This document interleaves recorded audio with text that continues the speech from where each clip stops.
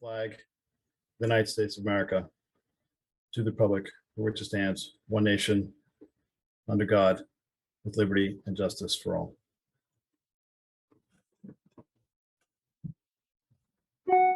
Public speak. Paul, you want to buzz them through? We got Joan Hebert. Wow. All set, thank you. Dennis, I know where you're on. Mike, Kathy, pausing. Yeah. Any comments, Mike? No, we're good for now. Oh, no, I want- Well, wait a minute, Kathy's coming. Hold on. Sorry, I have my grandson this week. He's going to camp. Oof, not used to these young ones. I'd like to thank Jay Tuttle, the Public Works Foreman, and his men for planting the beautiful 6-foot blue spruce tree at the Andover Historical Society Museum. Jay suggested we plant the tree that was donated to the town in celebration of the 175th anniversary that we'll have in 2023. I want to furthermore thank Scott Person, the Selectmen, for purchasing mulch and soil to make sure the tree did not die. And I know he checks on it constantly, and I thank you very much for that, Scott.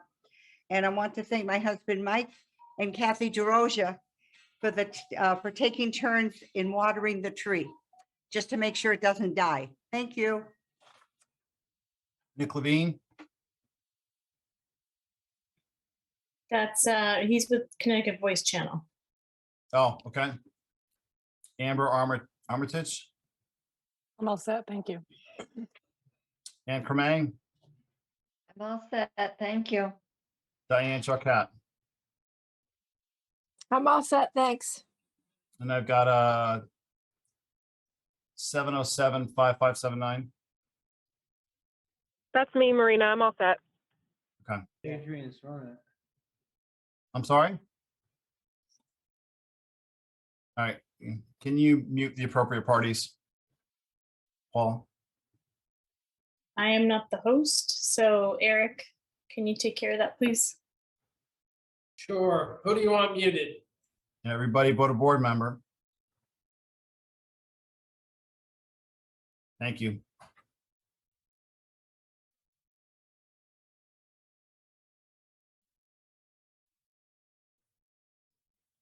All right, additions, deletions. I'm gonna suggest you add 2 items. The first would be 9L, which would be generator for Andover Elementary School. And Okay. the second would be item 16B, an executive session to discuss the collective bargaining agreement.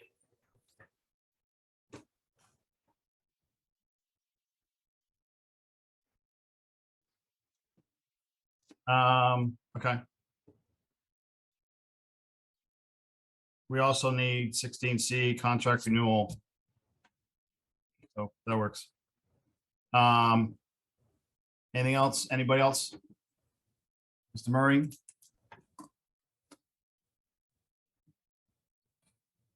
Nope, I'm good.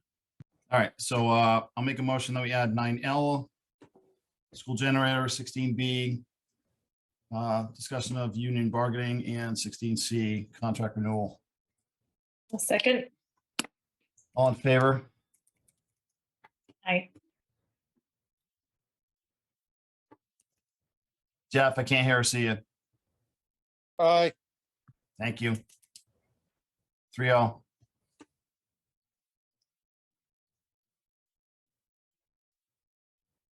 All right, Chart Revision Commission, we're gonna wait on that. We'll accommodate them when Scott Person gets back on. So we're gonna wait on 4A currently. Appointments, any? None, Resignations? none. Town admin's reports, I think you emailed this late to everybody or just noted it. So if you want the full effect, it's in the packet on the website, correct, Eric, with pictures? That is correct. I emailed out an abridged version because I couldn't put that many pictures in there. Okay, Okay, so real quick, in terms of town hall operations, Willie Bell is repainting, doing exterior painting right now. The gazebo has come out really well overall. We got a lot of compliments as we've had a bunch of events there. There's a lot of projects going on in my office. Right now, we're working on, the STEEP grant. That's kind of taking up a good chunk of my time. Also dealing with the federal local bridge program stuff. As far as the town clerk's office, the town clerk has been out for a bit, but she's back as of tonight. As of July 1, we'd issued approximately 550 transfer station stickers, which is less than half of the total amount, which is another way of saying a lot of people wait till theirs is expired and then they get mad and then they come into the office. yeah, So unfortunately, while I was there, about 10 stickers walked out. So is there a reason that we didn't have the assistant working the extra hours how we normally have in the past? What do you mean the assistant working the extra hours? Well, to cover some more of what Carol, because Carol's obviously out, she's on vacation, so. Because the assistant didn't want to work the extra hours. It's not that it's not budgeted. Okay, so she said no to it.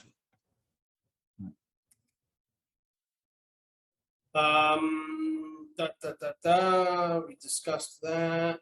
Wasn't that, part of me, but wasn't that part of the discussion when she was hired that she'd be responsible for filling in some of the hours? Well, what has to happen is Carol has to officially, per the union contract, write me a letter or notify me that she is going to be taking on extra hours and when. But since Carol doesn't even notify me that she's going on vacation, that would be a little difficult. So that has not happened and her assistant has not worked the extra hours. Are you saying you were not aware Carol went on vacation until Carol went? Typically, no. Yep. I find out when I try to find her and she's not there. Yep. So you weren't notified this time? Nope.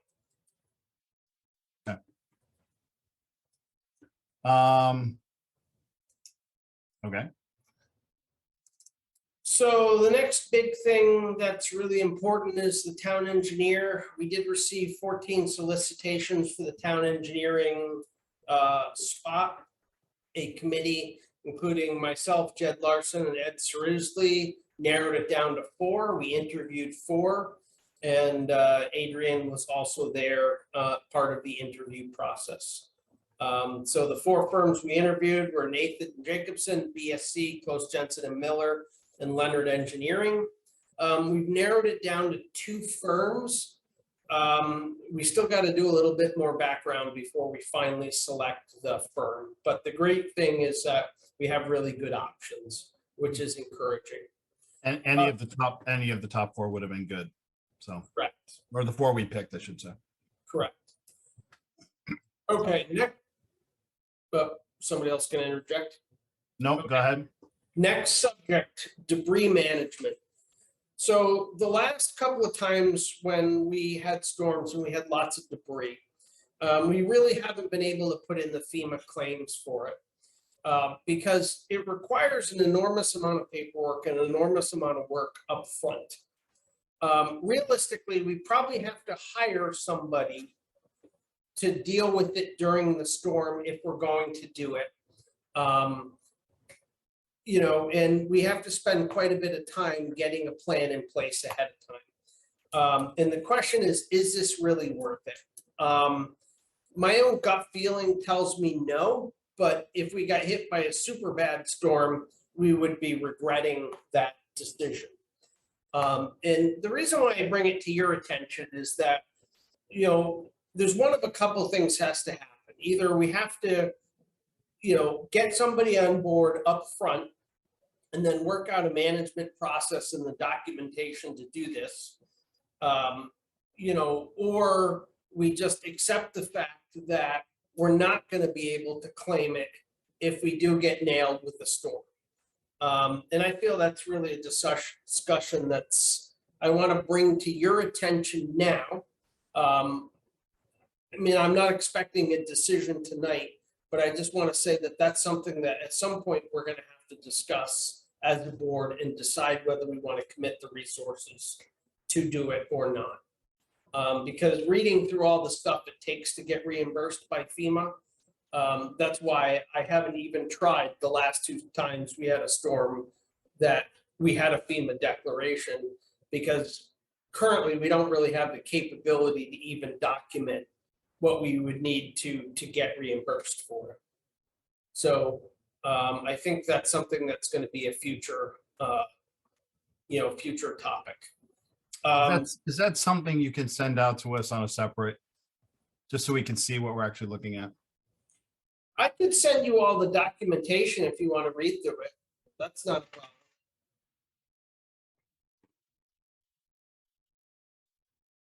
Okay, It's sort of, trying to have a discussion about something that we haven't seen. You skipped a couple things. Audit, we still don't have an audit in place. The last we got back from the auditor was the total difference between, both sides of the ledger is under the amount that's required, that where it would be a major audit finding. So, but the auditor hasn't really said how he wants to proceed at this point. okay. And how much longer is that job posting open for, and have we received applications? For what? For the treasurer position? Yep, So it's a rolling application, so it stays open until we select a candidate. So far, we've had 2 applicants for the position. okay. So at this point, are you thinking we keep it open for another week or so and then start to put together a committee, or? I think that makes sense. My suggestion is that the Board of Selectmen designates 1 person, the Board of Finance designates 1 person. The Board of Finance has basically said they're going to designate Diane Choquette. And I think they may have picked a 2nd person. Yeah. I have to go back and look through the notes. And then whoever else you want on that committee.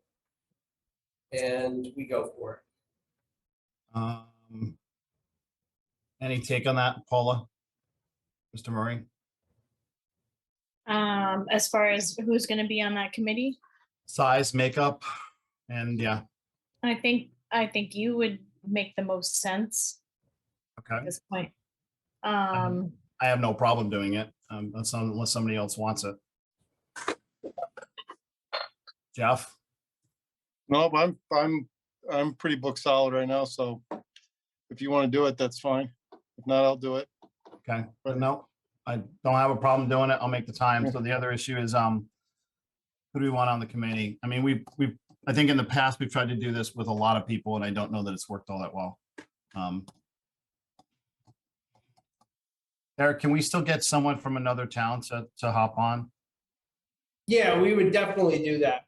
We would definitely go for at least 1 finance director of an adjacent town. Okay, I think it makes sense with Diane, you, Eric, and then somebody from another town, just to get an outside perspective too. So, all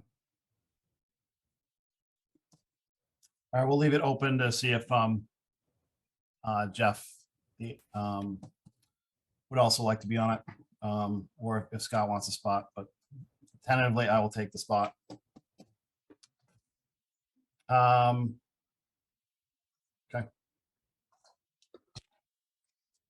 So, we still don't have access to Phoenix. Recording in progress. no, we currently do not. All right. do we have a time frame on when that's going to be accessible, or do we have an update? Not really, no. Supposedly, the server is fully rebuilt on the school side. Yeah. And it works, but we've never had access to it. Has the school been made aware that if we don't have access to it, the school audit's not getting done either? This is getting a little frustrating.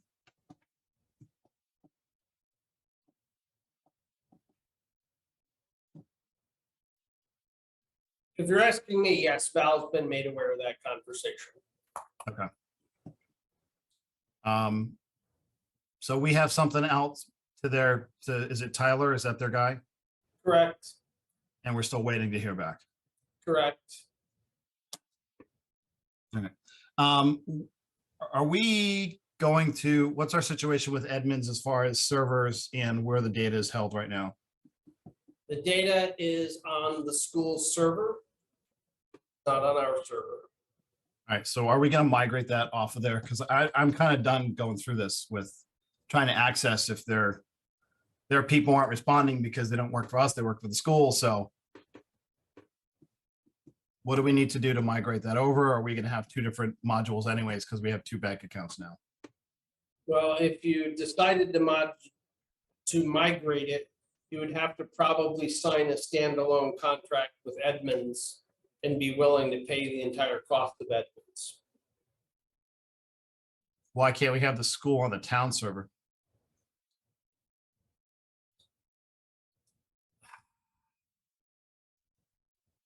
I mean, why? I Why guess- are we moving it if we're worried about, because we literally been messing around with this for how many months? The server failed when? Back in February? March?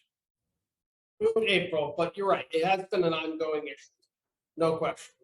And I'm basically, we're banging our head against a wall here and it's not being taken seriously. So if it's not gonna be taken seriously, then we need to do something because we're the ones that are dealing with the problem. You know?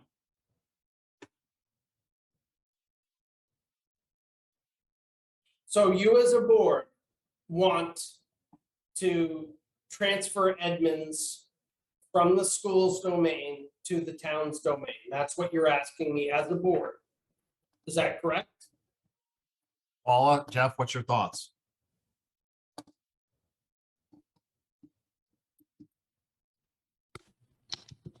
I don't know. I would like to get Scott's and Jeff's input on this as well, since there's only three of us here tonight.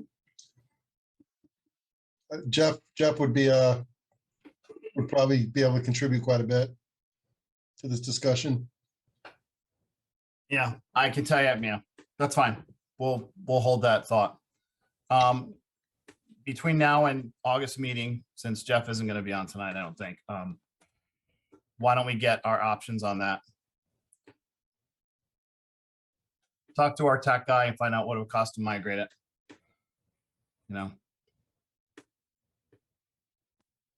Yeah, Adrian, that's a good idea. Then we can discuss it at the next meeting.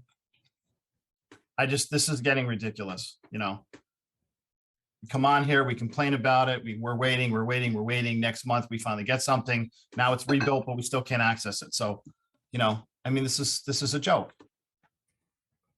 And it's not funny anymore.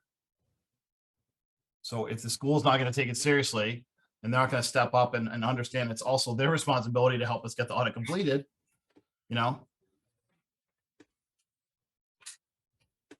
Is it a matter of, I'm just thinking, it's summertime, is the staff just not there at the school to talk to who they need to? Is that the holdup? This is actually a Valerie issue.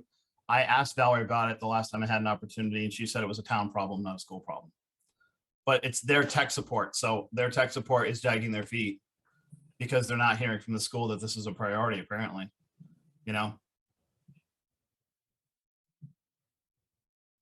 Okay, I mean, well, we did not get anywhere with them rebuilding the server at all until we asked for an incident report, which anybody who's in IT understands. If you ask for an incident report, that's not a good thing.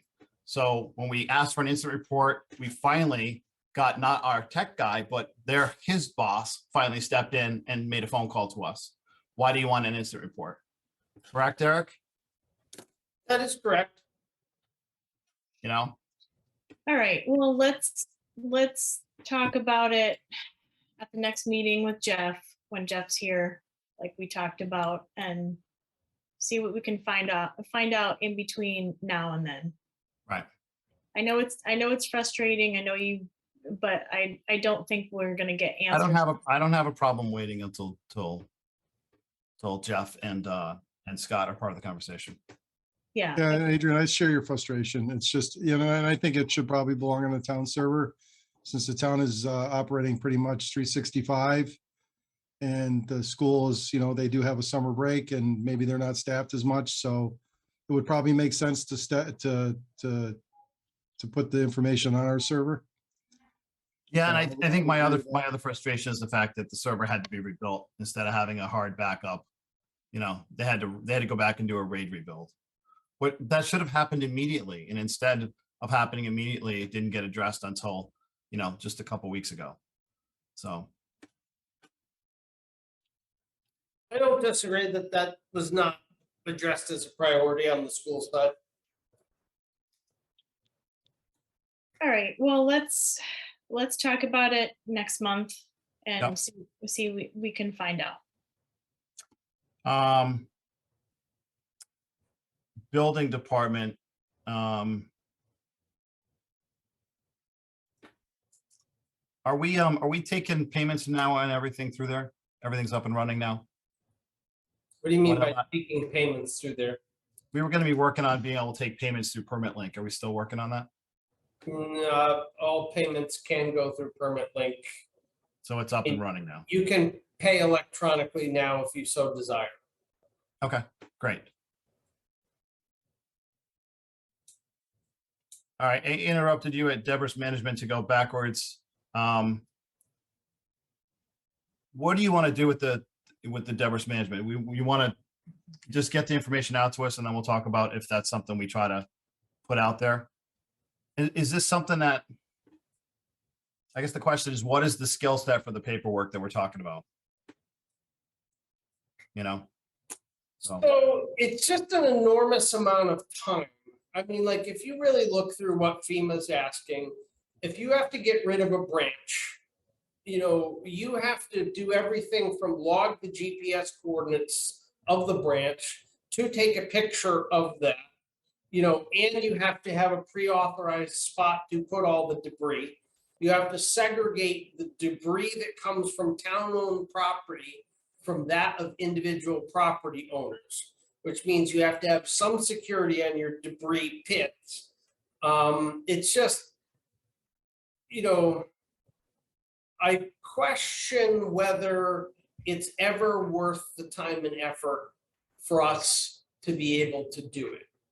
Now, the problem is if you ever had a really catastrophic event, say you had a true Cat 3 that came through, and if you look at the National Weather Service predictions of 20 to 30% of the canopy gone in that case, I mean, it would be huge dollars and we would be in trouble if we didn't have it.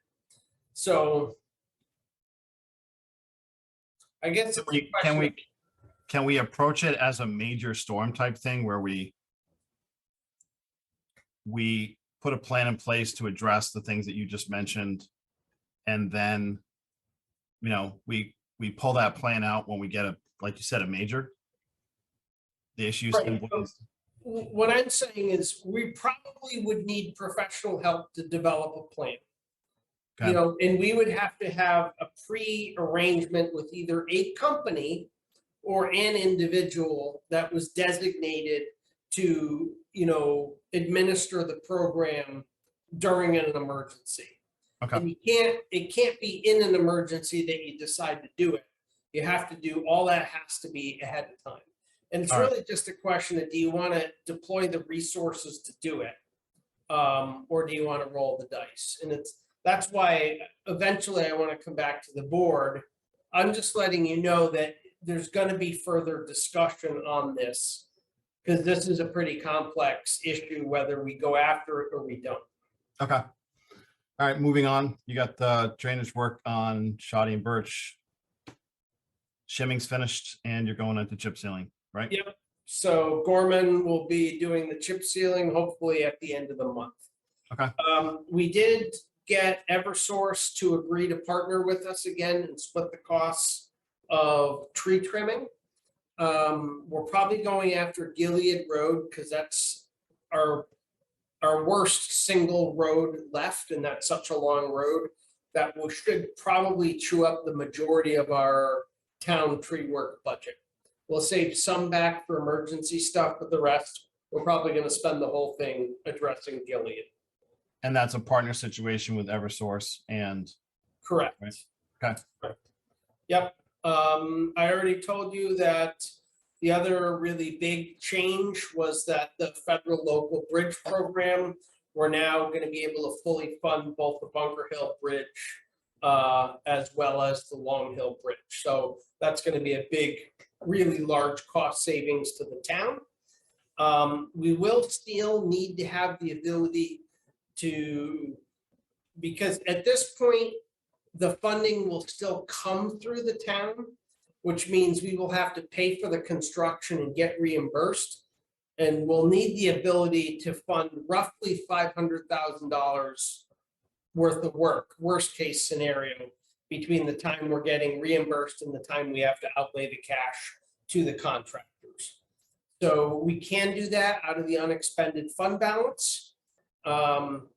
Or we can keep the money that is set aside for the Bunker Hill Bridge and use that as the swing funding. That's really a board decision. There is a chance that they're gonna get rid of that and the state will pay directly. If they do, then we could repurpose that money, at any time. But we just don't know yet. I'm just letting you know that the really good news is ultimately we're gonna get 100% reimbursement on the bridges, which is fantastic. and what do we currently have in that fund right now? I want to say we have around 380,000. But that's just off the top of my head. I actually don't have that number. Okay. All right. Okay, we signed the letter of intent for the Long Hill Road Bridge. I waited to sign the letter of intent until I knew the program was gonna have 100% reimbursement. The good thing is, I signed it the day they announced the 100% reimbursement, because everybody and their brother is submitting bridges right now. I think I was talking to the DOT rep, he said one of the towns submitted 7 bridges at the same time. So now that the funding source is open, everybody's trying to get in on it. The good news is we've already got our acceptance letter, so we know we're getting funded under that. Okay. So small bridges and culverts in the community center, I don't have any real updates on that. Adrian, maybe you could give it on the community center portion. Yeah, so community center would just have like a couple of minor things. I reached out to you today for the bullet for the wage language that we need. And I also had to reach out to the architect to get just a couple more pieces of information that I cannot read off of the documents that we had in-house. Unfortunately, when they blew them up, they did not enlarge the dimensions. So just trying to give a better descriptor of dimensions and things like that for the RFP. So hopefully in a day or two here, we'll have that out to people to kind of read and then be ready to stick it out there and get some numbers. Okay, as far as the Times Farm Bridge, that closeout is still inching towards completion. We just got a bill from the state for their portion through Close, Jensen and Miller, who was doing did the initial evaluation work on the bridge. So that was the holdback.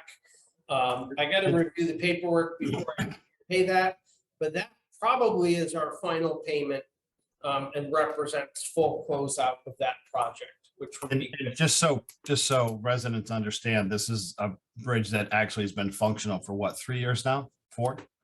It was completed and opened in 2017. So it was 5 years ago that we. 5 completed years. Substantially the bridge. Yes, So for perspective on how long that those funds may be tied up. right. The state does not work quickly, that's for sure. The good news is we're gonna have about $100,000 in that swing fund that could be applied towards other bridge and culvert projects. Because I think we had 180 at one point, so they have obviously built us for some other things, so, Correct. okay. Steep grant.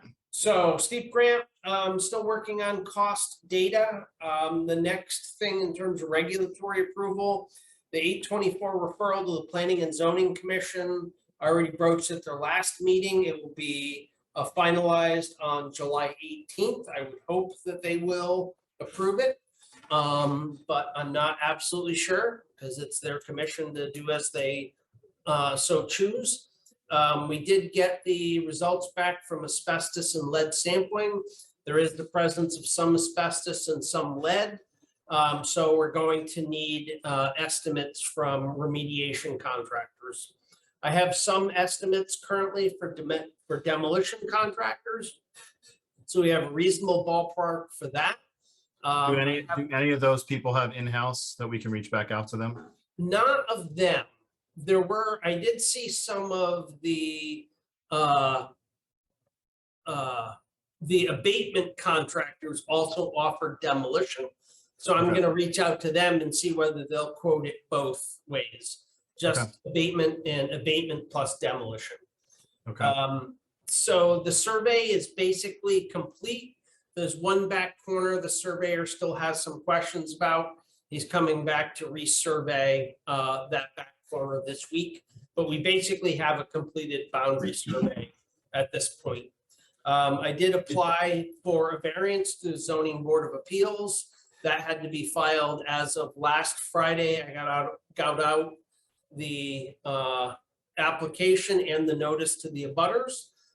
So we're in good shape there. The Zoning Board of Appeals meeting is July 20th. BSC is on the hook for getting us an engineering design for the foundation. I'm hoping to have that this week. I did meet with Millennium Builders. They're Krog's Easy IQC vendor for this project. I chose them because I think that's the one way we can get something that meets our current purchasing policy and we get a firm estimate in time for the grant. We will need a formal resolution by the Board of Selectmen. But before that, we need the 824 referral anyway, and we sure as heck should have the variance in place so we know we're actually going to get granted a variance. It might take a special meeting, or we might be able to wait till the next Board of Selectmen meeting and still get the grant in on time. I'll keep you informed when I get a little farther. do you need something from us for the variance to the purchasing policy?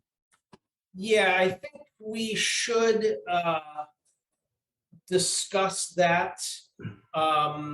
So I was going to discuss that on item HC under the steep grant application for 15 Center Street, but we could do it here if you prefer. Let's just do it now, get it out of the way. The short Okay. version. So I'll give you the short version. I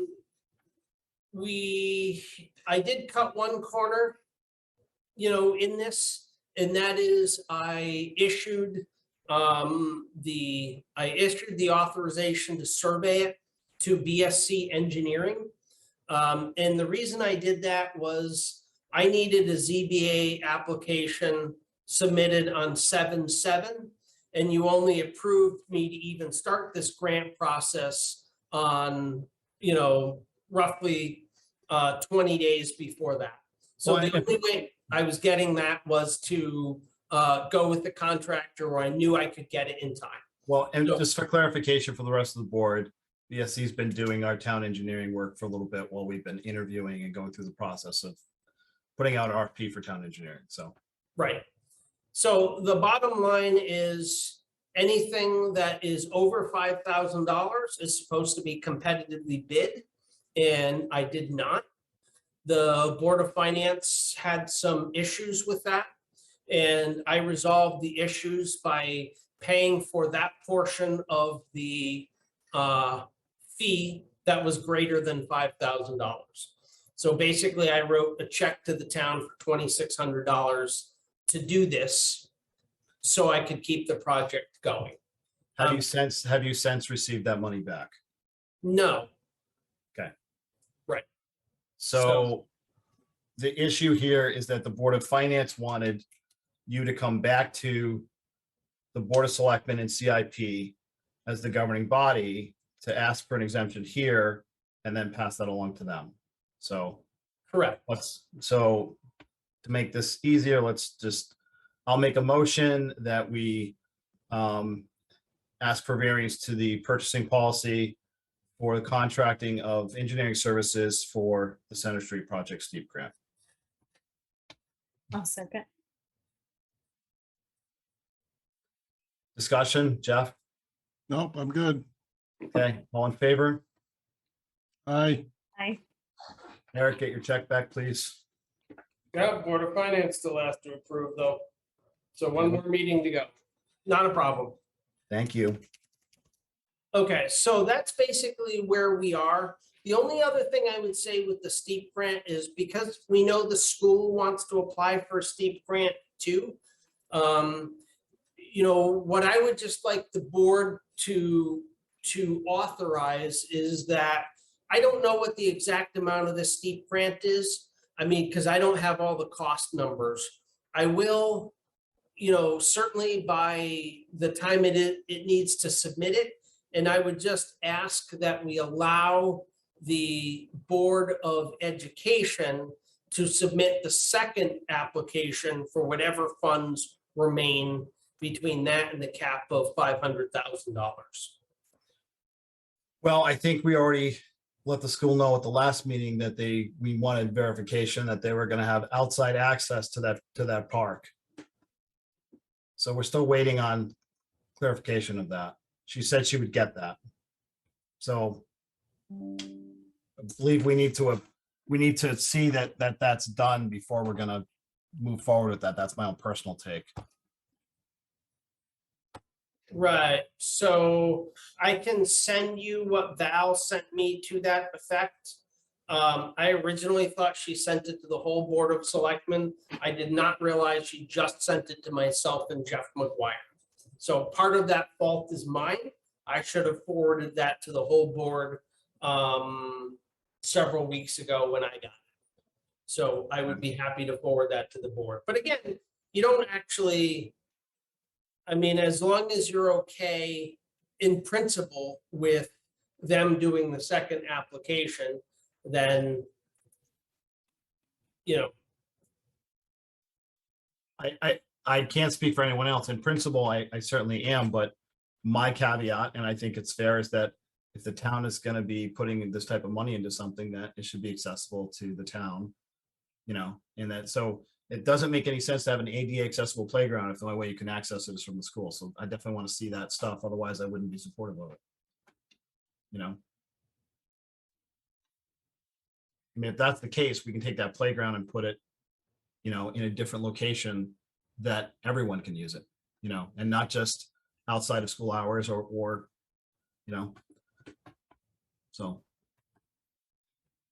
But what's the deadline on all this? It's coming up soon, right? So Eric, can you, August 15th. which is, We have a meeting before that. okay, So yes, if you can forward that stuff to us, and then if we have any questions, we'll need to reach out to her to get that information before the next meeting. Yep.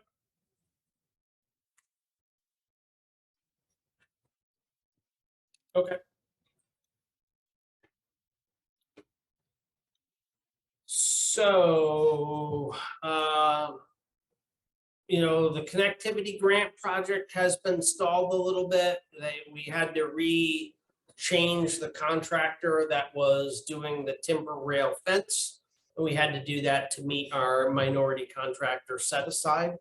That project has been rebid out to them, and we're just waiting for the contractor to get in and do the work. Hopefully that will take place relatively quickly. We are talking about spending some extra money on that, both for plantings and also for lighting on the parking area there. And we're doing that because we have the extra funds in the grant to accommodate that. So it's not something that's coming out of taxpayer dollars. So I will keep you guys all appraised of that. I had hoped it was going to be done August 1, but we're clearly not going to be fully done by then. Was that contract competitive or did it go up because we had to change contractors? From my end, I don't know because we negotiate based on unit price Okay, through the program. So it hasn't changed the town's cost or the town's, how much of the grant it's going to chew up. okay. As far as the townwide alarms, FTP finally finished the alarm system rebuild / install at the Public Works building. It's been really annoying me that it's taken this long, but they finally have got that system fully addressed. We have had some problems in a couple really bad rainstorms with signal strength in some of the buildings because currently we have interior antennas. So we are looking at relocating some of the antennas to the exterior of the building. The one we're having the most problems with is the library. We just had to work out where exactly we could drill to give us the minimum amount of problems and still mount a exterior antenna. So that's it for townwide alarm monitoring. Let's see. The good news is we are in the black for last year's budget. Not by a lot, but we're definitely cash positive for last year. So that's a really good thing. We're a lot farther along to closing out than we were in previous years at this point. We still do have some expenses that are not accounted for. We did encumber the cost of the resident state trooper, so that doesn't show up on the balance that's still there. We would expect to get the bill for the resident state trooper sometime in August, which is normally when the state gets around to sending it. What I don't know is how, because they bill us, they don't really tell us ahead of time what their indirect costs are for that position. And given the cost of fuel and how much resident state troopers burn, I don't know how that's going to affect the cost of the trooper program. We did have a little bit of slack in that because partway through the year, when our current resident state trooper came on, he had a lot less seniority than our previous one. So presumably there's some cost savings there that could absorb any cost in indirects. Given the status for the finance office right now, have we looked into or reached out to the auditor, see if there's someone he can recommend for, assistance to help out Marina so that she doesn't get buried while we're in the process of looking for the treasurer here? I have not specifically reached out to the auditor to ask that question. I guess the question is, do we need it? I mean, I'm assuming we might need something at some point here, Marina, what do you think? You're on the call. I think by the time you guys get someone, I think I'll just need help with, like the cleanup after the audit of some accounts and making sure everything is all straight and narrow going forward. I think I should be okay until you guys get a treasurer, but I guess it wouldn't hurt to ask Michael what he thinks as well. Okay. So let's put that on the list of questions. So when we talk to Michael about the audit situation as well, Okay. if he can refer us to accounting firms that may be able to handle it, Okay. and we should have something to work with, whether it's, honestly, maybe that's something that if we can get it done quickly, we encumber from last year, because it's really a last year issue anyways. You know, You'd have to ask that one of the Board of Finance. I'm sure, given that it's a common sense thing, they would be okay with it. But let's try to get an answer from Michael first. Okay. We have been notified that the American Recovery Act funding, the second allotment, has not been released yet, but it's likely to be released fairly quickly. But I can't tell you what fairly quickly means in the state's vernacular. But that should be released at some point relatively soon. As far as town hall projects, the water bottle filler that we wanted, which was the less expensive unit, we finally, once again, found an online supplier that had it available. So we did order that. That is being installed tomorrow. The VoIP system at the town hall and all the locations is up and running smoothly. We have some lingering issues. We got double billed by Granite, which we're trying to resolve. You Did we know, double pay, or did we catch it? no, we haven't paid them, but Okay. you know, but it's an outstanding bill that we're arguing over. There are a couple relatively minor issues that we're gonna have to work out with the prior provider. The libraries come back to us and said they have an issue with one of their phone in the basement. They want some kind of cordless unit.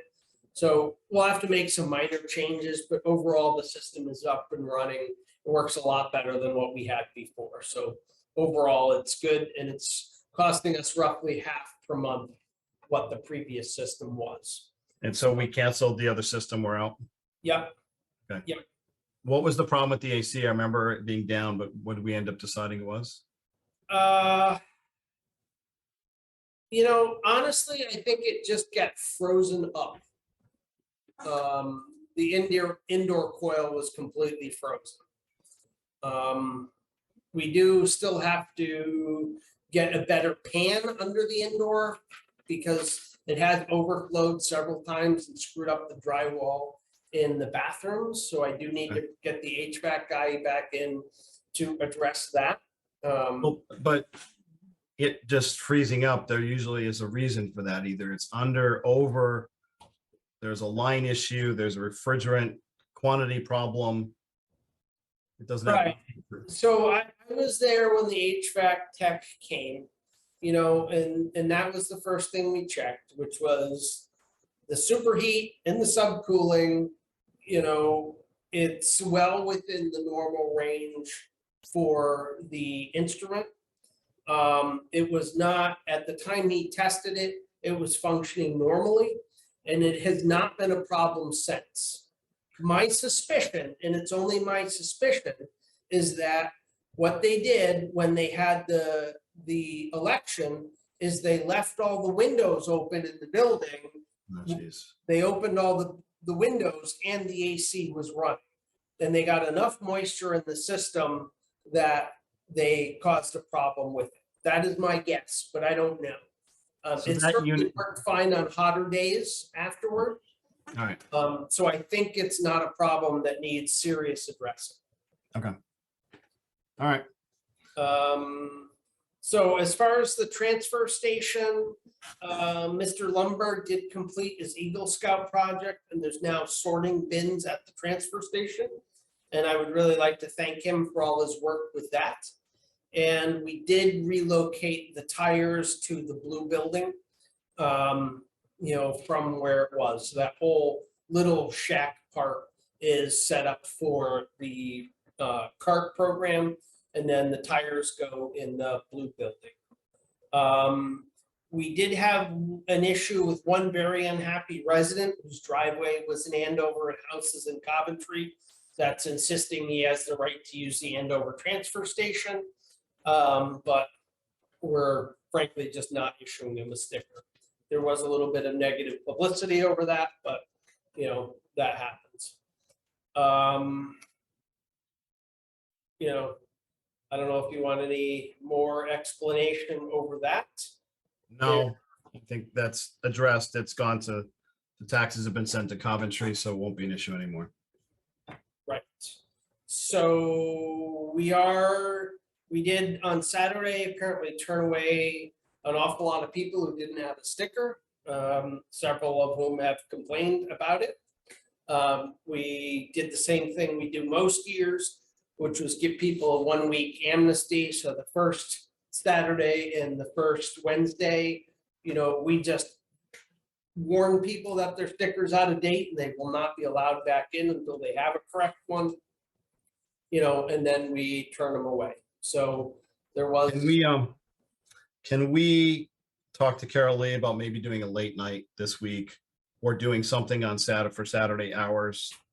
Given the number of people that were turned away because of the limited hours in her office. And I mean, I also saw people walking out because it was so backed up in there. So I think we need to, given that we weren't able to cover the missing hours for a variety of reasons, I think we need to do something to make it up to the residents. Well, she's on the call. Do you want to ask her now or offline? Carol, are you on? I am. Carol, is there any way we can do something with maybe Saturday hours or something? Because the number of people that got turned away for stickers this week already in one day, or we're on day one, and given all the people that got hit last week. How about I do a late Wednesday night? Okay. What time would you go to on Wednesday, Carol?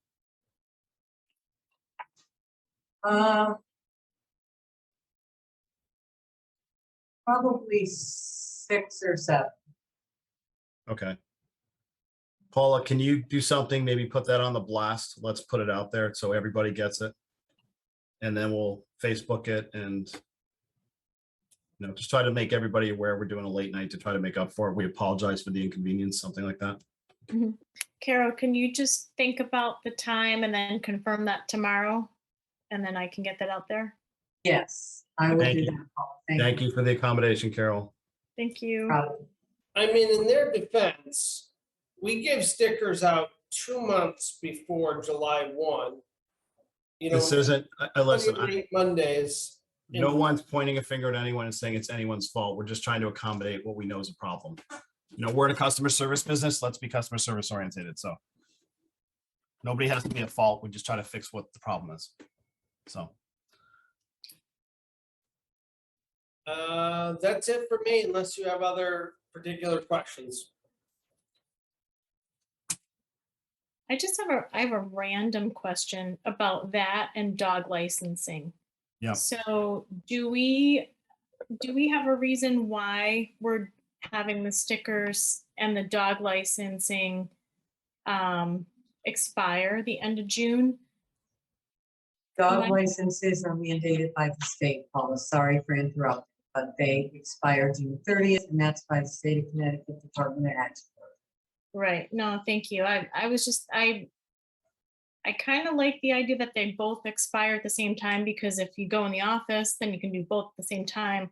I was just thinking sometimes people are away, I know we have plenty of time where people can come in early, but just thinking for customer service reasons, like Adrian just said, but just thinking out loud, asking that question, if the stickers and the dog licensing can be moved, but We've had the stickers for a while, and we've had it's just that people just don't think about it until the last minute. So. right. Just a thought. Okay. Right, and obviously an awful lot of residents are unhappy with the fact that it's something they can't do online.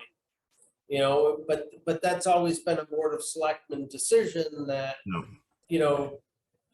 it's a trade-off between the number of people that are gonna cheat the system, and the inconvenience to the town residents. And I'm not saying I have a good solution for it, I don't. I'm just saying that's kind of been a decision of how we proceed the way we proceed. There was an ask of residents if there was a way, if they were, like, say, for instance, they're only asking for one sticker. Could they get one sticker via mail, sent to them, pay the same $50 fee, get one sticker via mail. And then if they want a second sticker, they have to come in. I wonder if is that a logistic nightmare or headache for the office? I don't know. Carol, can you give us some feedback on that? The only problem with that when the program was implemented is because the majority of people are going to put them on their own vehicle, but what about a few that give it to someone who lives out of town? That was the thought, and that's why it was implemented this way, where the stickers have to be put on the vehicles here at the town office. Carol, if we did it with just one sticker though, and they couldn't get the other one, they'd have to show the first ones on their car before we give them a second one and then put it on the second. So we're gonna make them drive their vehicle in if they put the sticker on in the second vehicle? If they want a second one, yes, because a lot of people are saying they just want one sticker and they'd be willing to just do it through the mail. This was some conversation that happened on Facebook. I'm just trying to relay it. That's the Board of Selectmen decision. If that's what you want to do, but they just wanted to eliminate any chance of abuse of the Yeah. sticker program. And that's why they're not done through the mail. And even before, when we had the sticker program and the stickers were free, they were applied down at the transfer station. So this way, they were put on there at the transfer station and get the registration and sure. Yeah, And then when you mail it, there might be a lag time. There's pros and Yeah. cons to it, right? So then the person sends it in thinking they're going to get it in time for the, next renewal. Right. And the office is backed up. So then they're going to get mad that they didn't get it until a week later. So it's, we really need somebody to brainstorm this because this has been a frustration every year. We're getting a lot of, well, let's add it to a future agenda when we're not in the thick Yep. of it. no, But it's still fresh on the mind. So we need somebody smarter than us though to come up with something because we're banging our heads on this one. yeah, I think we're smart enough to figure it out. We just gotta kind of talk it out and figure All it right. out. I think we can get everyone that's, can look at the pictures and see the other stuff that's being done. I think that's kind of it for your report, right, Eric? That's it for me. Okay, I see Valerie's on the call. Can we circle back to her real quick? Valerie, do you have hey, how you doing? Did you by any chance, Eric said he sent it out. Unfortunately, it didn't get forwarded to us. Can you just confirm for us? So maybe we can give him permission to sign off.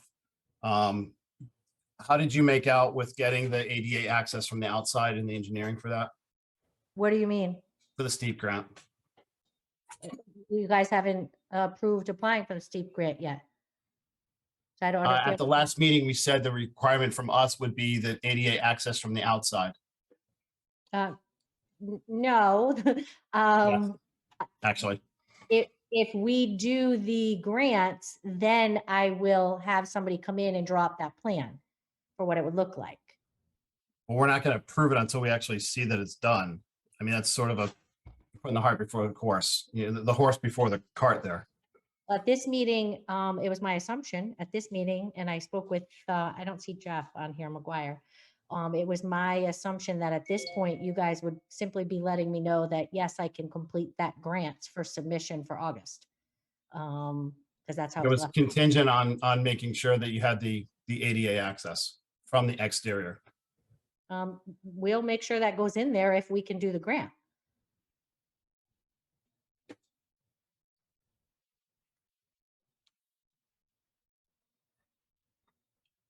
So the stuff you sent over to Eric does not include the ADA access from the exterior. From the exterior, meaning, there was a question, I need you to be more specific. The original question was matching funds. We discussed that. You said that you're going to try it without, because you said sometimes they do that. Yep. And then it was whether or not you guys would have grants that were $500,000. And if they were, then the town has to be the only one that applies.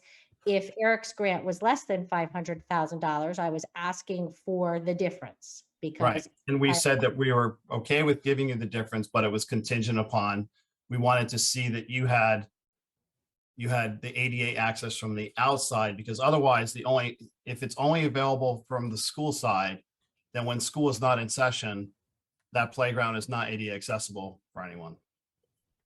well, that, if you're telling me I can apply for the grant for August 15th with that as the contingency, then I'll make sure that's in the application. Yeah, Just tell, the two contingencies were that, and then the difference of what Eric is going to end up needing.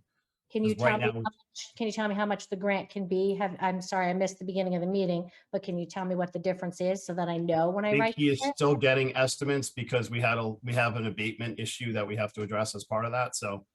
Do you know what the potential date would be that I would, because obviously when I put the, No, I understand. Eric, You know, Eric? I'm hoping like hell by around August 1st, I have that info. But you know, I'm still chasing down an awful lot of suppliers. There's an awful lot of moving pieces to this. but we're But- somewhere in what, the 3 range right now? But there's nothing to me that says this grant is likely, we're going to be applying for more than 300,000 in funding. So we're somewhere in the $300,000 range, so. okay. So then in adding in additional secondary access, I'll make sure that the grant doesn't exceed 200,000. Yeah, it needs to be an ADA access. That was the thing. Well, it has ADA access to the playground itself. Right. You're asking for access from the town side. ADA access from the town side, yeah, to be able to get Okay. up in there, so. And you know, there's a concern that there may not be enough room in Andover to do it where we're currently looking at doing it, so, you know. That's why that was put in there. Just because it's, you Well, know, I it would make no sense to have a playground that's ADA accessible and then not have a way to get to it. You know, Well, for someone remember that's too, ADA restricted. We also do have multiple playgrounds, thank goodness, or multiple phases of the playground. So there's the upper playground, then there's the preschool side of the playground, then there's the lower playground with the 2 areas there. So, But you those know, aren't ADA compliant though, right? currently none of them are ADA Right. compliant. So in terms of access though, I do have options. Okay. You know, for the different phases in terms of making them ADA compliant. Yeah, that's the thing. It's just if the town as a whole is, you know, gonna support that kind of money, it needs to be accessible, you know, when Yep. school's not in session, so. Were there any other questions from earlier? I'm sorry, I logged on late. I don't believe so. Not related to the playground, but we're still trying to get access to the server. So apparently it's been rebuilt now, but Wait, we back still up. can't Which server? the school server that has the financial documents on it, the financial stuff, Phoenix and whatnot. You're talking about the old one, the disabled one. It's been Correct. rebuilt. Okay, so you want the old one, Phoenix, but you want access to the schools or to the We need towns? access to the Edmonds data and to the Phoenix data. Well, Edmonds, you have already, that's active. Right. Have back, yes, so what we need is that Tyler, apparently they have rebuilt the server on which Phoenix resides, and they have Phoenix up and running. Okay. But But we neither still can't get Sherry in. nor Oh, sorry, Marina what? can actually access it. Okay, who needs to have that access? Sherry does and Marina does, because they need that to complete the audit. Okay, I'll check the status of that. For the old server for Phoenix. You're looking that server for the school side and the town side. Yeah, so The way- Phoenix as a whole resided on that server, both sides. There was no separate sides. It was just town financial data. Because you guys didn't have your own account, everything went through that. So, And you need it for the old one, the prior to when we switched over in 2021. yeah, Okay. I'll check and find out what's going on with that. yeah, it's just been a little frustrating because this has been a back and forth since it went down, you know? So, Well, this is the first you guys have asked me, so I'll check on the status Wait, tomorrow and let you Right, know. no, let's back up. So I actually asked you about this the other day and you said it wasn't a school problem, it was a town problem. No, At the meeting that we, or the group, at the group, workshop that we had, I asked you about this in between. you asked me if I knew about our server crashing. And Yes. our server has not crashed. So we Valerie, use your, that- your, No, no, the no, school's hang on. data is also on that server. From Phoenix, 2020 to 2021. Now I understand what you're asking me for, the old server data. Our current server did not But- crash. Our okay. current but server if that someone, has, if someone asks you about a server that crashed and you've only had one server crashed, it didn't crash. It didn't crash while we were using it at the school, Adrian. So I will look into what you're talking about. I just wrote it down and I Okay. will find out exactly what's going on with it. this really needs to get addressed. So Okay, she's gonna let us know. Thank you. Was there anything else? that's it. So since Val is on right now, I would suggest that we switch to 9L and deal with the generator for AES also.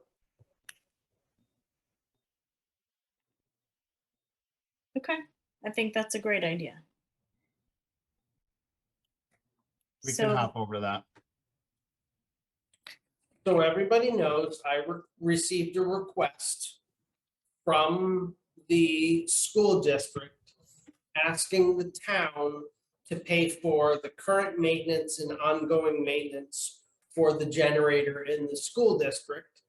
And because in the school's estimation, since that's required for the town to maintain the status as the emergency shelter, that should be the town's requirement. And Val, you can chime in. It wasn't the general maintenance, the $480 a year that we pay for the regular checkup on it. We have always paid that, so I don't have a problem, keeping that in there. What happened a couple of years ago, and then again, just this past year, was there were difficulties with the generator that caused that bill to significantly exceed $480. A few years ago, I had sent to Eric in that packet, there were quite a few issues that had occurred in the range of thousands. Kinsley had to come and do some repairs to the generator this year. And at the end of the year, then we had a bill for just under 3,000. So my request was that we are absolutely okay with maintaining the general upkeep, the $480. But my request was when we do have those extra unforeseen bills that come in for things related to the generator, because it is there simply because I can't open if on generator. So it really doesn't do us a whole lot of good, but we do have to maintain. Well, you can stop right there for a second. If you don't have the generator, you don't have heat, which means your pipes are going to freeze. So I would say that it actually does you quite a bit of good. So the question then was, because the town has to have the generator in the building to maintain our status as the emergency shelter, would the town, be so kind as to agree that when those larger unforeseen bills come through, if I'd be able to put those through to the town? That was my request, not for the 480. I'm perfectly okay with keeping that. It's these other ones when they come through. and Val, you might have said this, so I'm trying to absorb all this. So what was the situation where it was that made it a higher bill? Was it something There that was a repair. malfunctioned? Yeah, there was a malfunction and a repair that had to take place, and it came in at just 2,900. I think it came in at just under 3,000. And I didn't have that in the budget, along with some of the other things that had happened this year. It just wasn't there. And so that's why I, had mentioned it to Eric and to McGuire, and I put a letter together just in hopes that when that occurs, like in this case, the town would help us out with that. Well, I mean, I'm just gonna say from a maintenance standpoint, those things happen. It's no different than when you have unexpected things on your air conditioning, right? And on your, you had some issues with a water heater, those things come up. So we have them on the town side as well. That happens on a regular basis. Ours usually bigger like bridges, but we do have them. So I personally, My question, and I do know that it was supported by Jeff McGuire, which is why I sent the letter.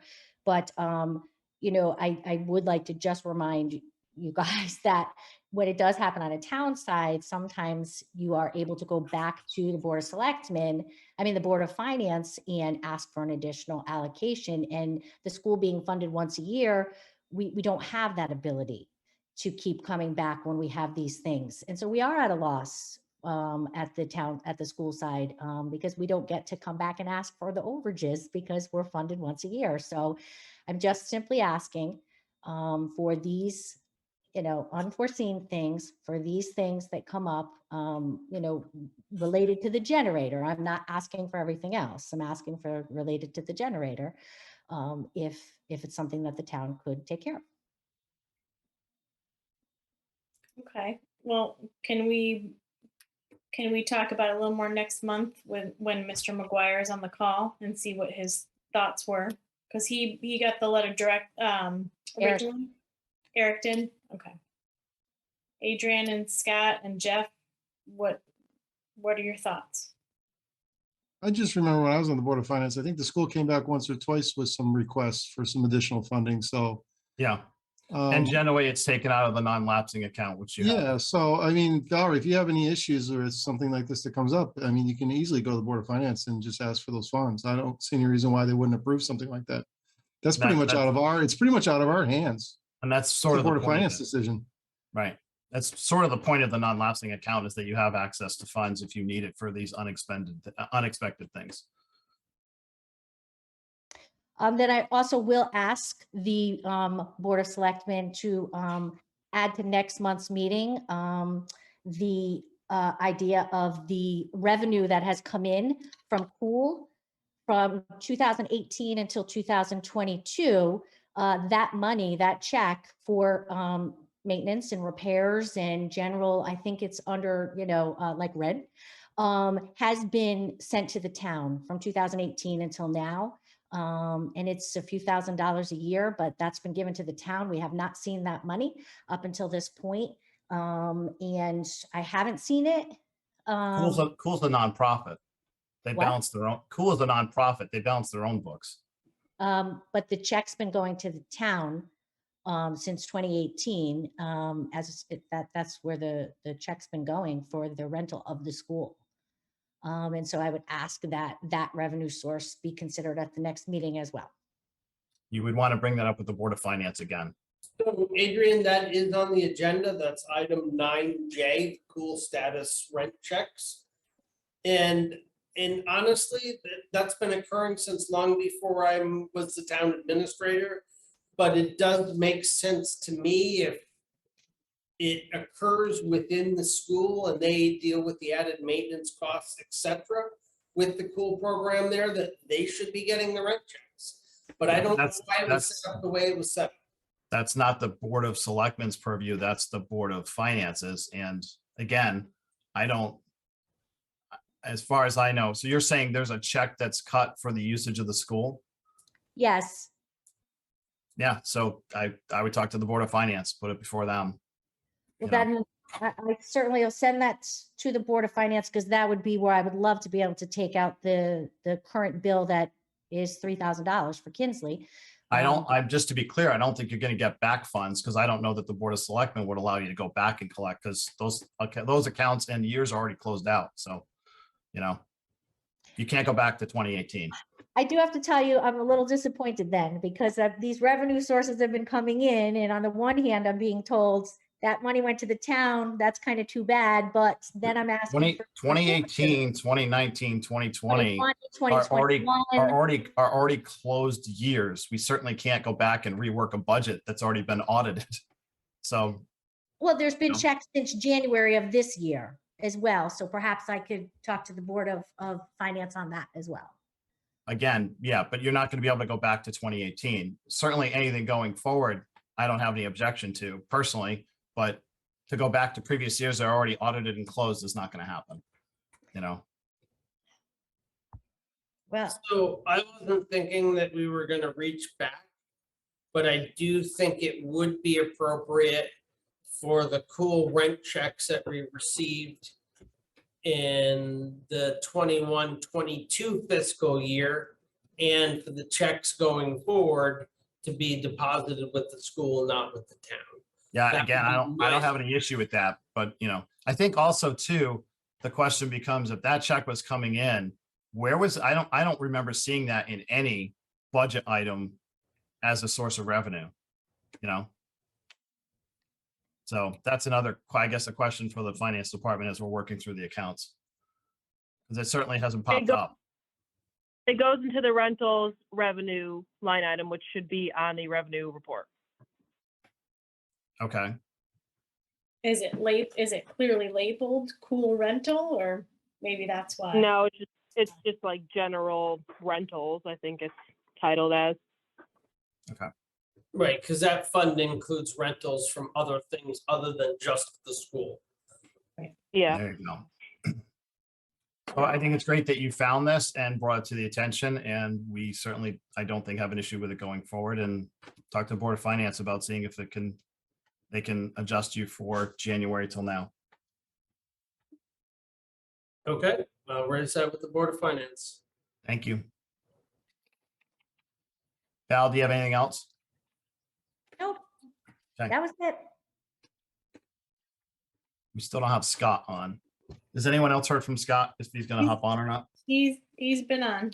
He's been on. Scott's on. Where is he?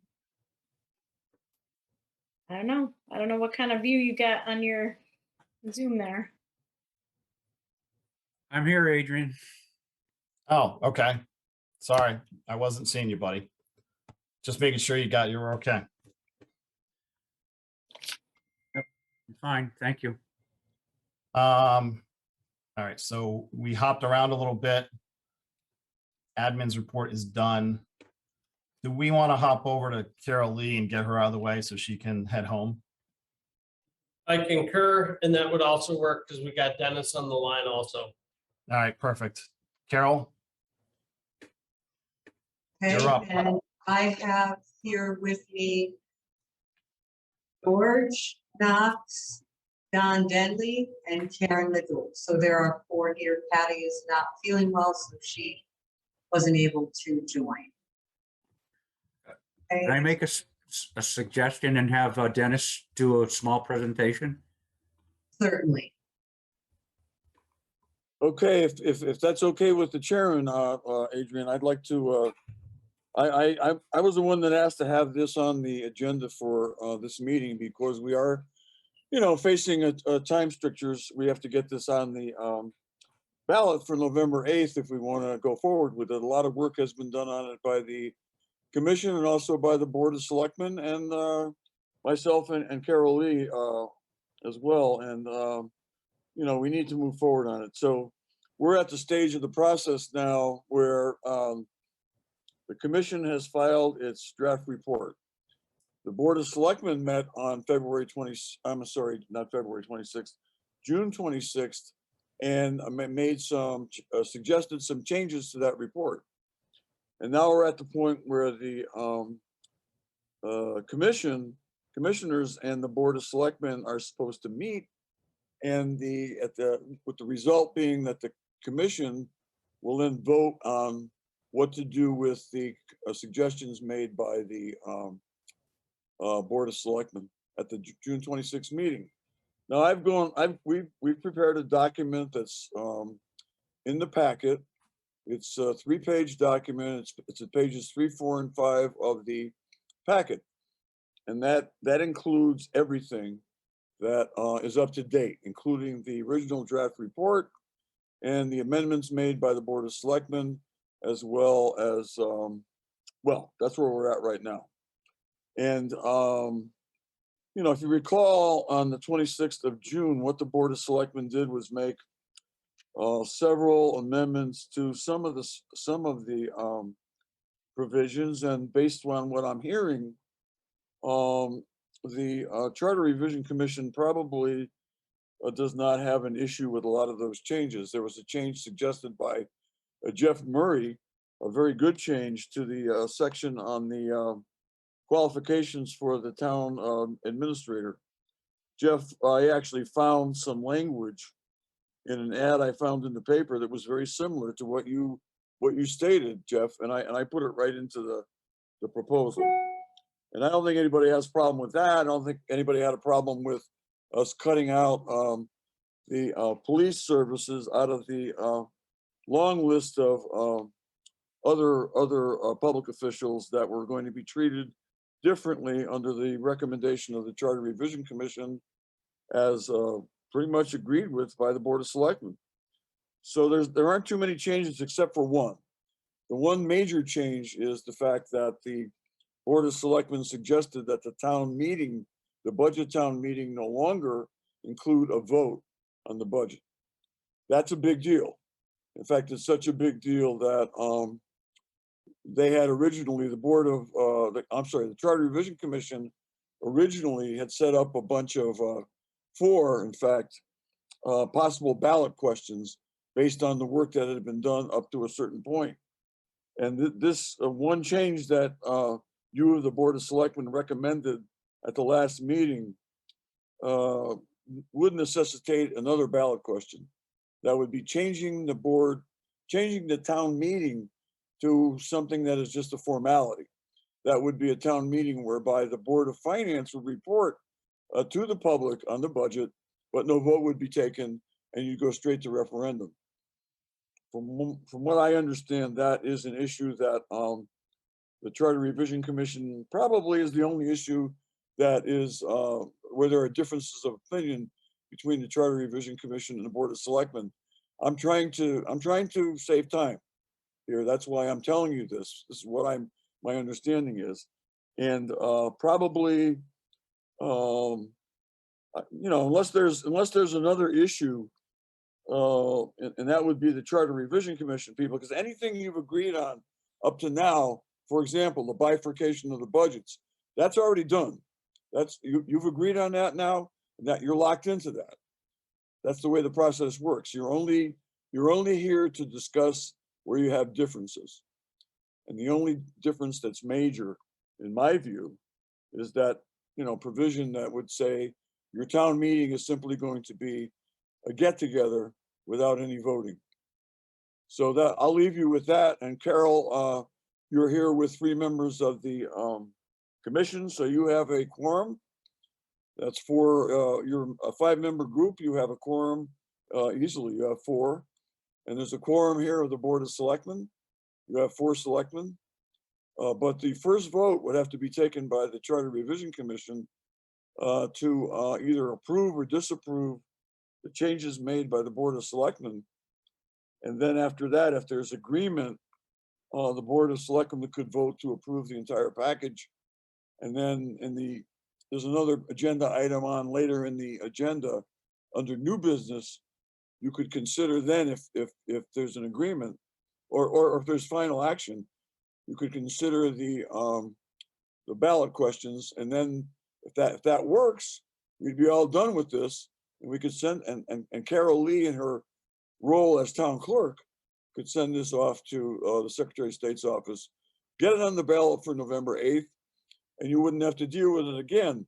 I noticed by listening to the meeting at so far that, you're deferring several, you're having a long meeting tonight with a lot of really important issues, and you're already deferring some of these issues of necessity to the next meeting. Well, in my view, if we don't finish this tonight, you're probably going to need to have a special meeting in the interim in order, if you want to make the deadline to get it done. I don't see in the packet, and forgive me if I'm missing it, but I don't see a list of the proposed questions. Yeah, that's in the packet further on down, the proposed questions. That's a secondary item. You first have to deal with the differences between their original proposal and the changes you made on the 26th of June. And from what I understand, the only difference there is the item on the town meeting. But that's that's what we're dealing with now, Adrian. With all due respect, it's items, I think pages 3, 4, and 5 of the packet. I believe Okay, the other I found the others. It jumps to the next, the 19, set of 18. questions is at 18, starts at 18. 19, yeah. That's not on the agenda for this particular item. That is on the agenda under new business. I mean, we can go right into that if we can finish this up. That makes But the most anyway, sense. that's all I have, unless Okay. you have questions. I just wanted to set the stage for your discussion and try to save time. Yeah. I have a perfect. question. Go ahead, Dennis. Carol. So Dennis, we should read like section 0701C qualifications and compensation. Read the new wording for that section and then the four of us vote on that. Is that correct? Well, what you could do is if you're in agreement with the changes that were made by the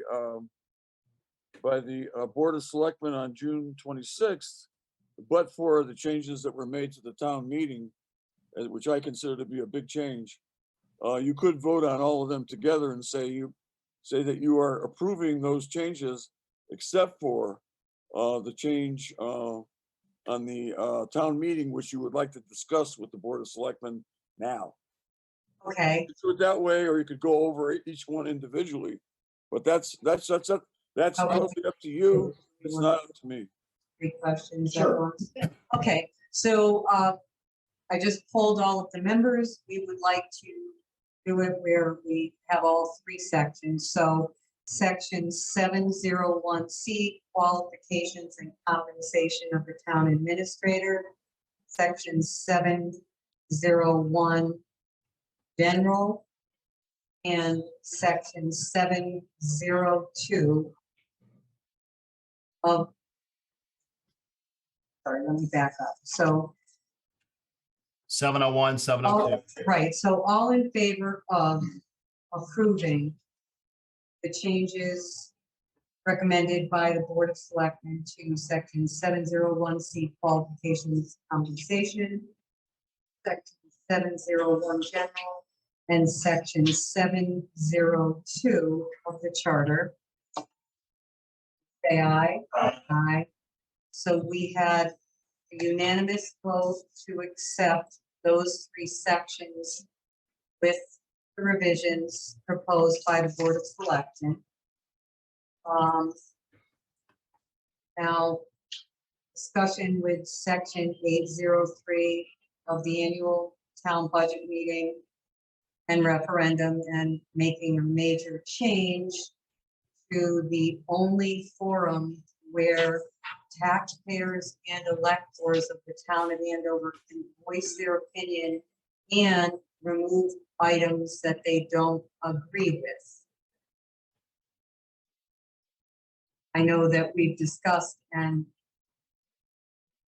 we'll take a motion as to who is in all of those opposed to the proposed section 803 revision. Say aye. Aye. Well, So it is unanimous. excuse me, Carol. Okay. Now's the time. Did that incorrectly. Now's the time for you. You're getting ahead of yourself. Now is the time for you to discuss that with the Board of Selectmen. You're Oh, supposed to have- discuss it. Okay, you- right. You need to confer. okay. All right, so, 4 I did- selectmen and you got 4 members of the commission. okay.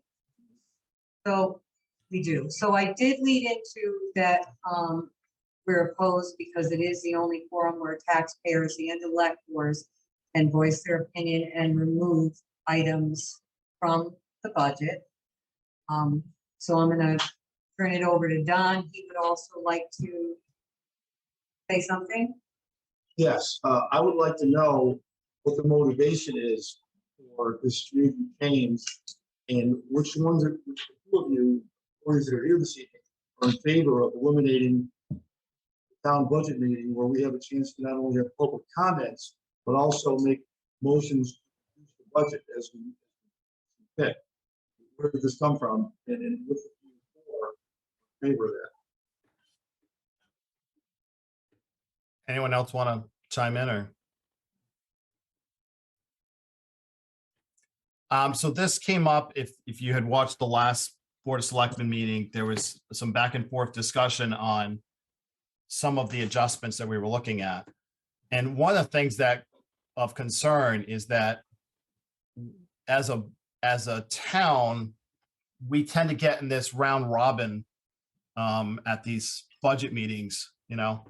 And part of the problem is it's such a small representation of the town. And in the past, even when we've had issues that cleared that meeting, if there was really a town issue, for instance, I'll go back and point out the, back when we talked about the trooper removal, when I was on the Board of Finance, you know, the budget got killed because of that. So it still was addressed at a town level, even though it didn't get addressed directly, you know, at that budget meeting. But the concern is that generally you're talking about, you know, give or take, you know, 120 people, 150 people making a decision that might affect the whole town. Well, it shouldn't say might, it does affect the whole town.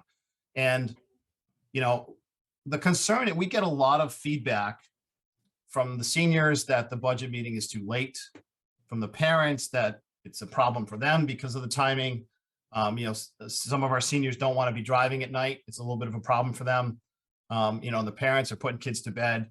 So the meeting itself is not all that well attended. And so there's a concern that a small group is having maybe a little bit too much of a sway on the budget, whether it's, and it can be from the parent side, it can also be from the, you know, from the resident side. It can be from, you know, from the, you know, outliers. So allowing the whole town to have a say in the budget before we start taking it apart, I think was part of it. You know, we have, you know, give or take 5 meetings for each board at the very least. There is certainly plenty of time for public comment prior to the town meeting. And then at the town meeting, we were very, very poorly attended, unfortunately. So that was some of the background and concern, you know. So you're talking about comments only. I mean, I've been going to town meetings since I've lived here for 30 years. I have watched changes in that budget take place at town meetings. Now, some of the town meetings, when there was a controversial item going on or extra spending, I've seen 150 people who are well-versed in what's going on in the town budget at that point, and these people care. So I think to take away their voice, whether it be seniors or people in the middle or the people Board of Ed, I think is a disservice to this town, and I'm embarrassed, okay, and I'm really upset that people, okay, will take it upon yourself to remove that line item from town voters, okay? It's literally. Well, I mean, to be clear, Don, we're not asking you to remove it. We're asking you to give the townsfolk a chance to decide if it's still a good form of government for them. So where's the town? Where are the town voters that want to go to these meetings? Where do they get an opportunity to make a motion to reduce the budget? Removing it. But Don, you're saying we're, you know, a small group is making a decision now. What you're doing as a charter commission is you're moving this forward for the whole town to take a vote on it. So if you move this forward, it doesn't change anything.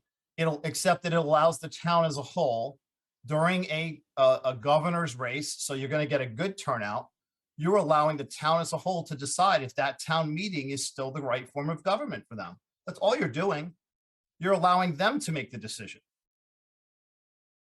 They'll decide. The ballot questions to be, does the town voters and citizens and taxpayers of Andover want to eliminate the town budget meeting? So we're removing their ability to remove line items from the budget. That's, you put that on there? Any one of the questions? You're eliminating the meeting completely. That's the question, right? Or the vote at the meeting.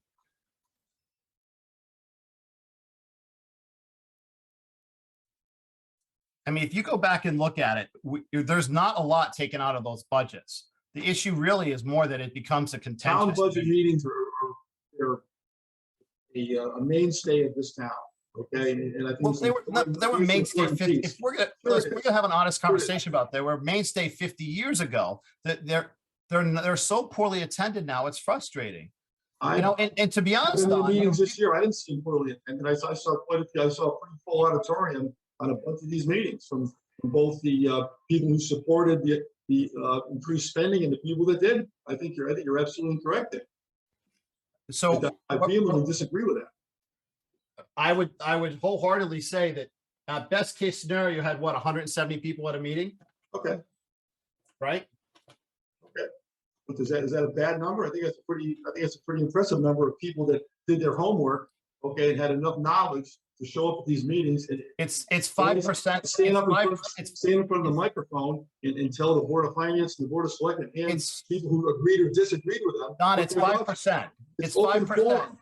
Adrian, it's open 5%, forum. Don. You should not stifle, okay, free speech. And that's It's what you're trying to do. Okay, guys, point of order here, point of order. Come on. 5% of registered voters. Point of order, guys, come on. I think Don, what our concerns are is that, usually at the town meetings, when it gets sent to referendum, it doesn't really reflect No. the flavor of the voters. And it may get voted to get sent to referendum and then it fails. And then we come back to the town meeting. Like last year, we went back and forth. What was it, 4 times? Right. Well, when the Board of Ed needs to spend money and they stack the deck, that's what happens. It could happen with a fire, but Don, it could happen with a fire truck. It could be happening with anything. It can happen. It's part of the process. Okay, I don't understand why you're trying to like move the process when it's not broken. It doesn't need to be fixed. Yeah, I know we can remove, opinion, but I okay? mean, I don't remember the last time we've had something voted to remove and actually, pass. yes. All right. So it becomes a bone of contention for everybody. And again, you're allowing 5% of the voting public to make To a decide decision on the town budget. decide what goes to referendum, which Right. we would rather have people involved in the budget process with the Board of Finance and actually with crafting the budget and offering their opinions of public speak, so we can craft something that's palatable to the public at large. All you can do at a Board of Finance meeting is make a comment. There's no way you can make a motion to reduce a line item. But those This is the only vehicle where you can stand in front of your town and your boards and reduce a line item. Whether you fail or not, you have that ability to have that voice. Okay, I just want to put out there that on referendums, we only have a few hundred people show up to vote on the budget. So when you're talking about percentages, we may have about 20% of the people come out to vote at referendum.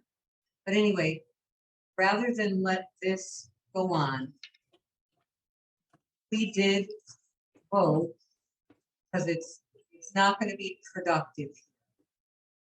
So as a commission, we are not in favor of removing that. So if we can take that vote, Dennis, I see your hand.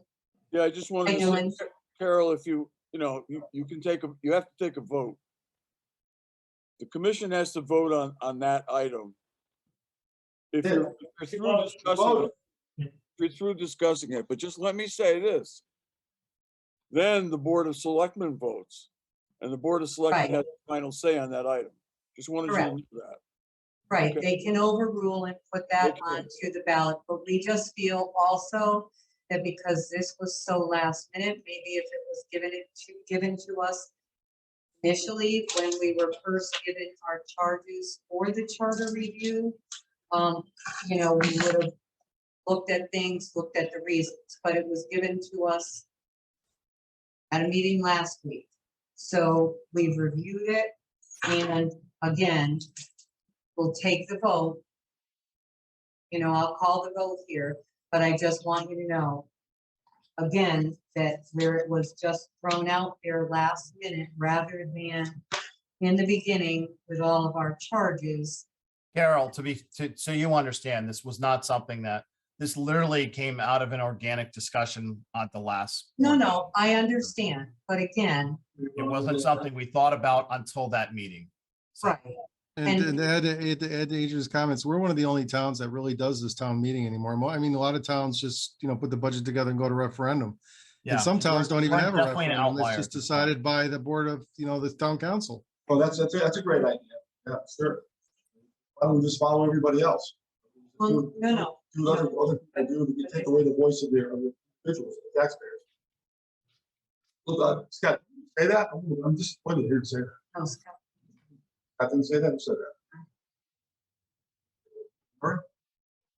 Well, when you're through discussing it, Carol, you can take a vote, but there are a couple of board members who haven't chimed in yet. They may not want to. I don't want to put pressure on anybody, but it's supposed to be a discussion and, it may be that we're not going to get anywhere with the discussion. I don't know, but that's what, that's the way it's supposed to work. I mean, Dennis, in your experience, have you, I mean, what way are towns going with this? Are they going just to a referendum or they still have a town meeting? Well, there's so many different ways of doing it, Jeff. And, like in Wyndham, for example, it's my best example. We have a town meeting, which is, there's no vote taken. It just goes straight to referendum. And, a lot of people don't, feel it's not really worth it to have that meeting. Just go straight to referendum. But don't forget, Wyndham is, we have about 12,000 voters. You have nowhere near that here. You don't right, have but then you have larger towns like East Windsor that still does it this way. As a matter of fact, after the third failed referendum, their charter reads that the budget is reverted to the prior year's budget with a 2% cap. So there are other towns that still do this.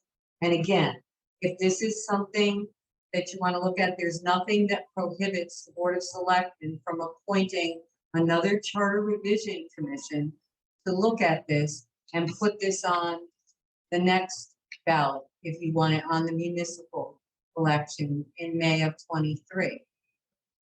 But the thing is, and I'm using last minute again, and I'm not accusing or anything like that, but this was just put out. I know it was just after discussion.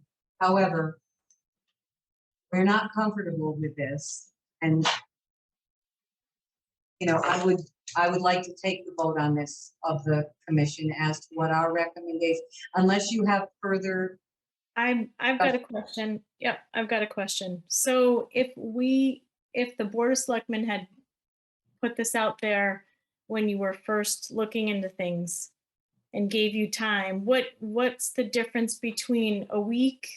What would you have done? Would you have done? So what we would have done is research more towns to see how many towns still do it this way.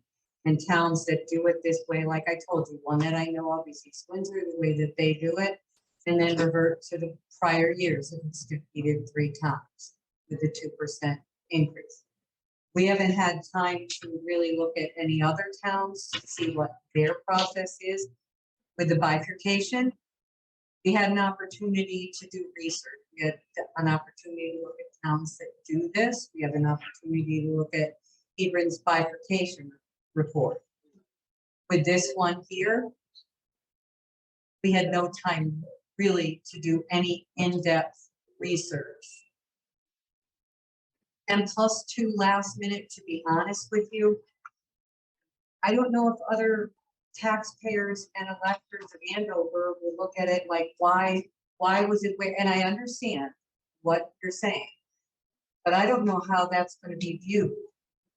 Well, but here's a question, Carol Lee. Isn't their opinion or how they view it, isn't that expressed on voting on that individual question? It's not going to be wrapped in as a package of charter changes. This would be an individual question that every elector, every taxpayer in this town that has a vote would be able to have their say on the question if it's on the ballot. Isn't that where they get a chance to have a say? Okay, you're correct. However, we were asked at one of our charter revision commission meetings if we did our due diligence in researching prior to making recommendations as far as the bifurcation on the budget. We could say yes. We can't say yes on this. So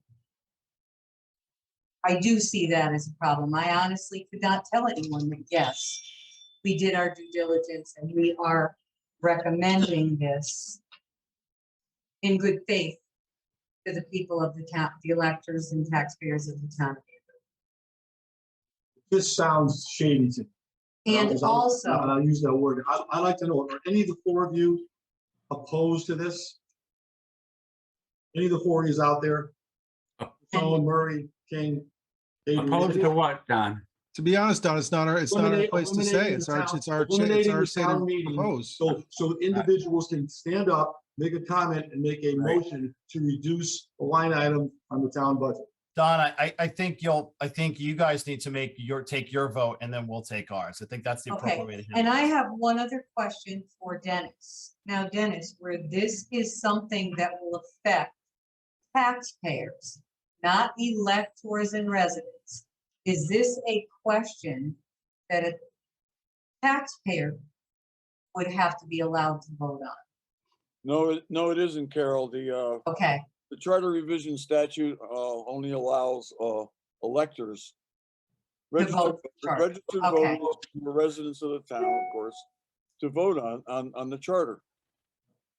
Just elected to vote. Out of Okay. town people cannot vote. okay, all right. So are the Board of Selectmen, are you set with your discussion or any No. additional questions for us? My opinion is to allow the Charter Revision Commission to go forward with the things that we've approved this evening. Well, they need to take their vote and then we'll have our discussion. I'm just, everybody else is talking I know. about it, so am I know, I. but they need to take a vote so then we can actually have our discussion. Right, but Scott wants to give us his opinion on that. Yeah, let him share his thoughts. Go ahead, Scott. I think that they should be able to go forward with what they've already been approved. That's what they were tasked with. They should be able to go forward with what they approved. And maybe the question of removing the town meeting should be on a question for the town voters to ask them if they'd like to remove the town meeting. And if they do, then a future Charter Revision Commission can That's a fair way. look into that. So a non-binding question, Scott? And let them go forward with what they worked on and have a future question, or just put it in the November election if you'd like to see the. All right, so Um, let's the vote- let them take their vote and then we'll adjust that. So we can move forward here, because we're getting in a circle.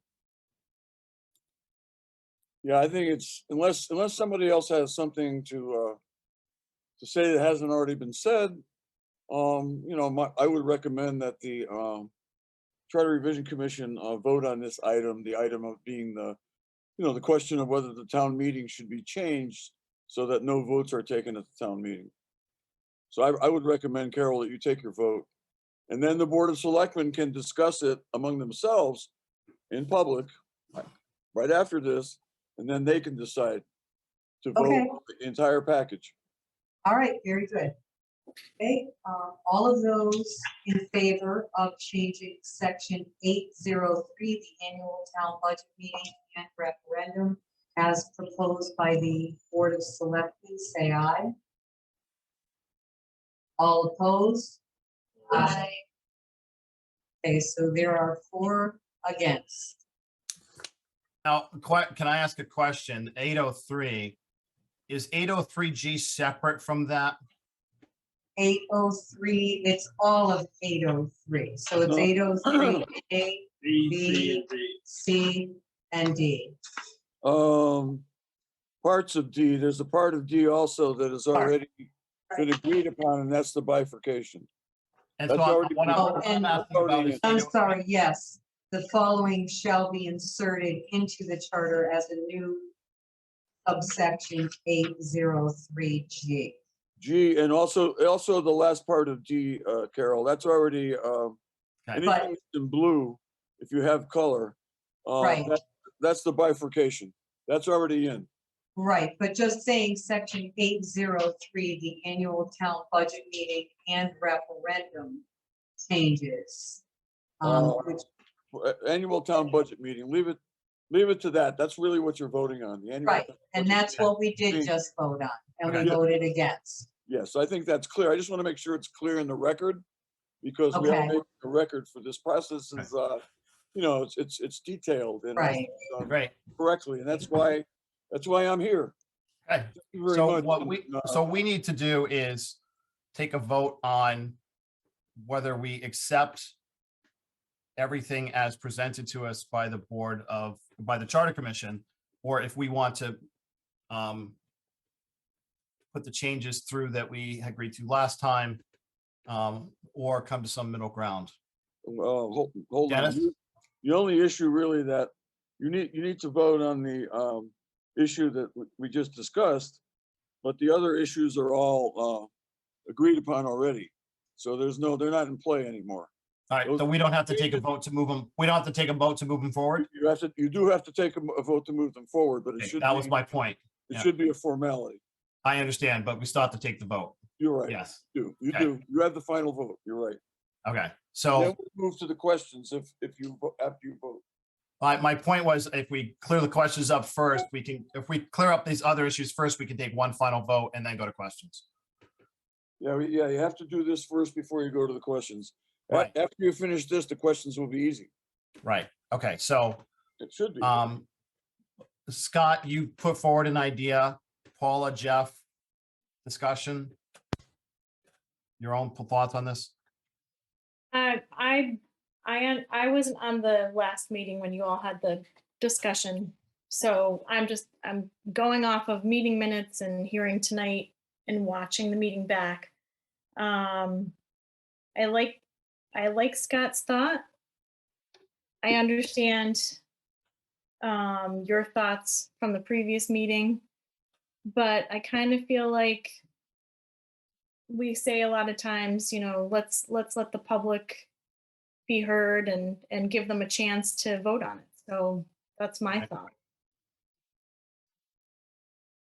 Mine Jeff too, Murray? Paula. Jeff Murray?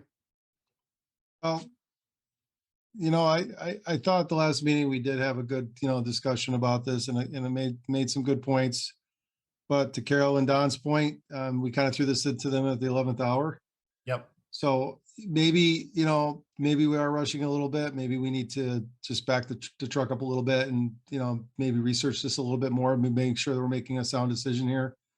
So like I said, if this was a month ago and we gave them a month to look at it, I would be more, if we Yeah. were going to make a vote to overrule their decision, I would be more comfortable with that. But like I said, we made this last minute decision. They didn't really have a lot of time to look at it. And I'm kind of siding with Scott with the non-binding question.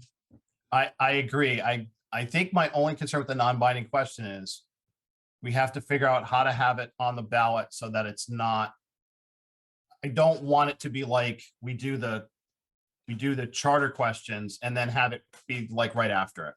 Or maybe we just don't do it at all. We just do this vote and then we attack this at a certain later date with more I input. would just like to have it, maybe we have it on a separate ballot, Yeah, it's going to be confusing if we put that as a question. Right. I think we need to put it somewhere else. Dennis, you're waving. Yeah, I'm really not sure that you can do a non-binding question on a gubernatorial ballot on charter revision. I've never seen that done before.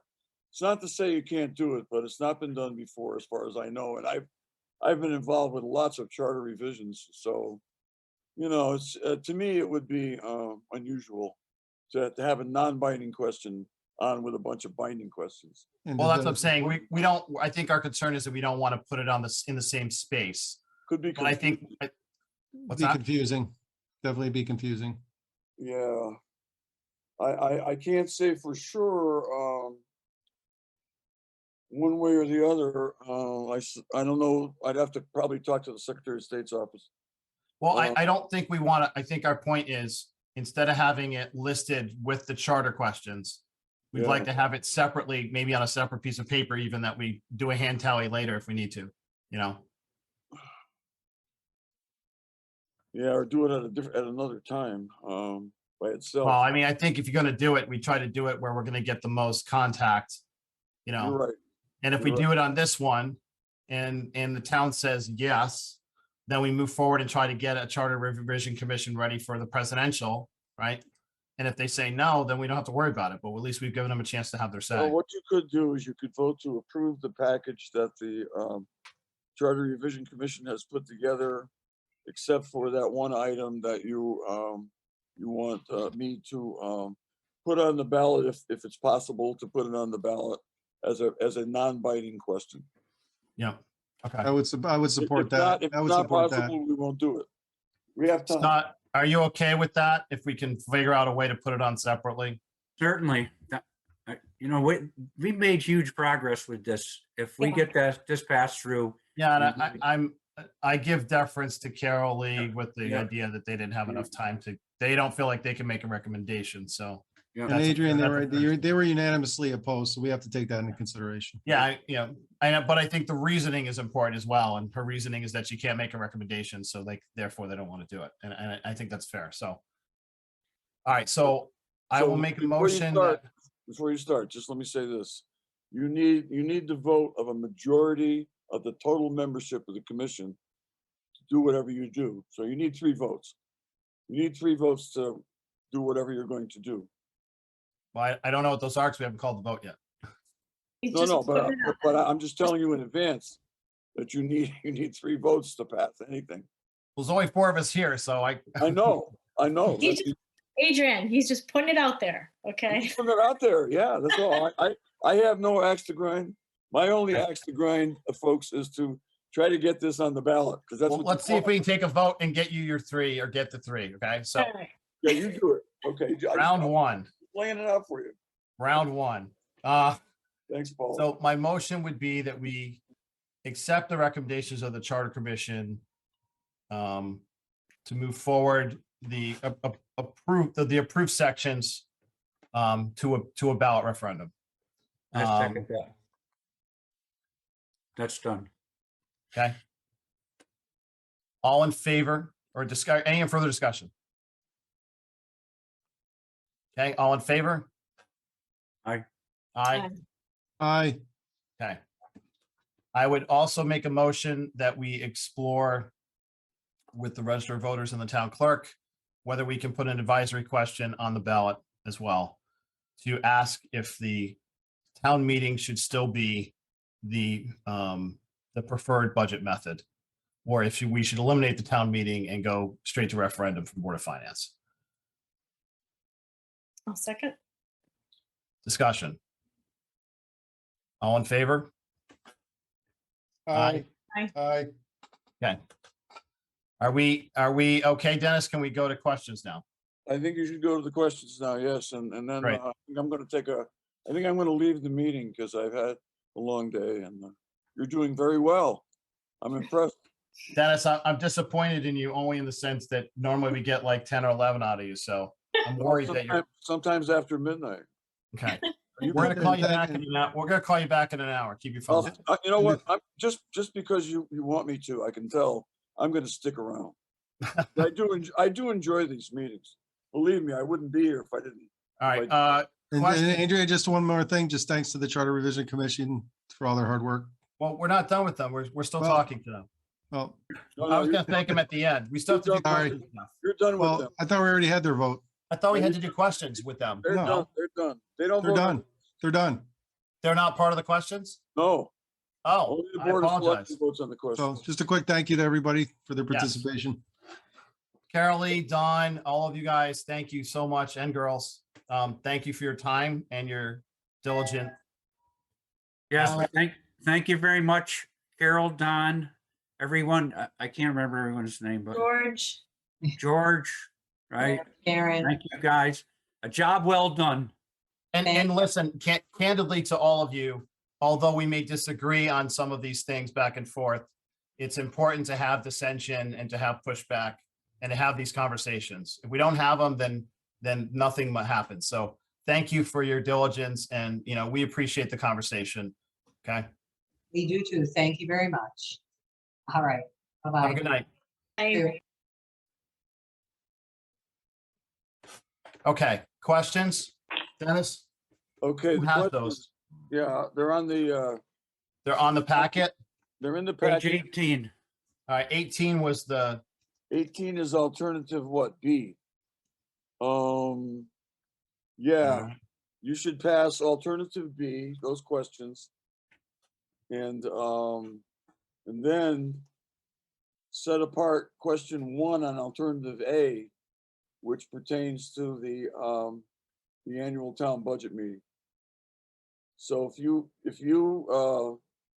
if you pass alternative B, and those questions were carefully drawn, drafted to some extent by me, approved early on by the Charter Commission, I think unanimously. And I have massaged them a little bit to reflect what happened on June 26th. And I've been doing this for years for other referendums, and trust me, folks, they're good. But I would recommend alternative B, and then have another add item 1 of alternative A about the town meeting, if it can be done in a non-binding way. So we'll have to see that. Carol and I will work together on that to determine whether it's okay to do that. Okay. I guess we can just approve that, Adrian, and then, Yeah, I'm just reading it because I didn't have a chance to read it. Oh, you're reading it? Oh. then allow Dennis and Carol to go over the questions and possibly add that question. Yeah, if it's legal. Right. The non-binding question that you recommended, Scott. Yeah. You made the first recommendation as to that, I believe. I wished 4 was a little less wordy. I'm going to be very honest. You have to, it has to be a little bit wordy because, you know, the voters, this is what the voters are going to see, and they have to know what they're voting on.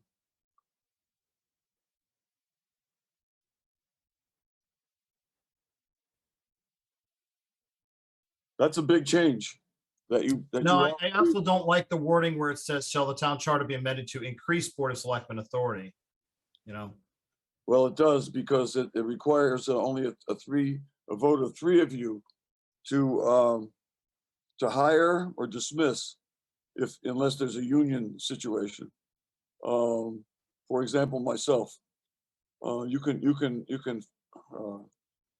dismiss somebody on a vote of just three members instead of 4. So it gives you increased authority. let's test that. I make a motion that we remove Dennis and Brian. No, No, hey, come on! I need the money. You get all the money. I know. All right. Yeah, I mean, I understand. It's just the wordiness. That's a mouthful. You know. Well, I'm a lawyer. That's what we do. What is the guidelines for us if we approve these? Is there a way that we can put this out with an explanation below Sure. them? So You can put out explanatory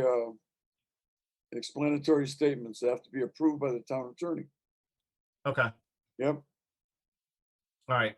I'm in favor of. I would make a motion to approve alternative B, which this is, charter revision draft ballot questions,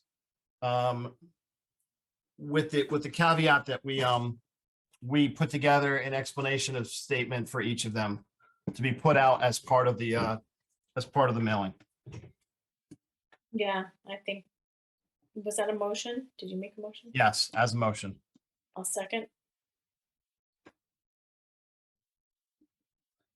Discussion? Scott, Jeff? Good Paul? idea. Yeah. Okay. I think you need to, because if Yeah. somebody hasn't been sitting in No, they're, on these especially meetings, they're that gonna last be one. lost. They're gonna be lost. Yeah, okay. But So, what about this? If they don't read the mailing, can an explanation be at the time when they're voting? Can be something? Okay. Yeah, you can put it on poster boards at the, you know, they do that all the time. But it's got Yeah. to be, you're not gonna I get think- that, well, you're not gonna get that done like, that's gonna take a little time, because it has to be approved by, it has to be, well, theoretically written by you and approved by me, all right. but I will actually draft it. I'll give it to you. I will amend my motion to say that we'll put together explanatory statements to be included in the mailing and posted at appropriate locations at the vote. That's gonna come down the line, yep. Okay. Not right away. Yeah, because the day, people might not read the mailer, but when they're No. standing and voting, Sure. they need to understand what it says. Will you still second the motion, Paula? Yes. Okay. Any other discussion? All in favor? Aye. Aye. Aye. All right. I think we're good on charter, yes? Did you do the, did you also do the possible non-binding question? Did you pass that? Yes, separately. Okay, that's separately passed. Everybody agree? Yep. Yep. We did that. Okay, I just want to make sure. All right, Yep. so Carol and I will work on, we'll see what we can do. Okay. Thanks, Dennis. Thank you. Secretary of State's, there's an attorney at the Secretary of State's office who will let me know. Okay. Check on that right away. Thank Thank you you, all sir. very much for your patience with me. I appreciate it. No, As we're a good, Dennis. board, I will stay for the rest of the meeting. Thank you. Eric, do we need Dennis for anything else? Not that I know of Okay. at this point. All right, Dennis. Thank you. If you do need to pop off, feel free. I'm gonna stick for a while, Okay. see what goes on. It's only 9:08 for crying out loud. Yeah, well, we're gonna try to move along here. Early. And I don't have to meet tomorrow night, so. All right, sorry, I just need to turn some AC on. It's a little warm in here. All right, okay, moving on. Old business. Finance Department transition, I think we kind of covered that a little bit in our already.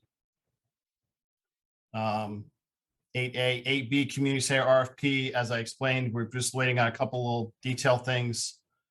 8C, Center Street Steep Grant, you covered some of that. Eric, is there anything else we need to address? I don't have anything major unless you want to see a picture of what we're proposing. In which case I'd share my screen and show you a picture. Folks want to see that?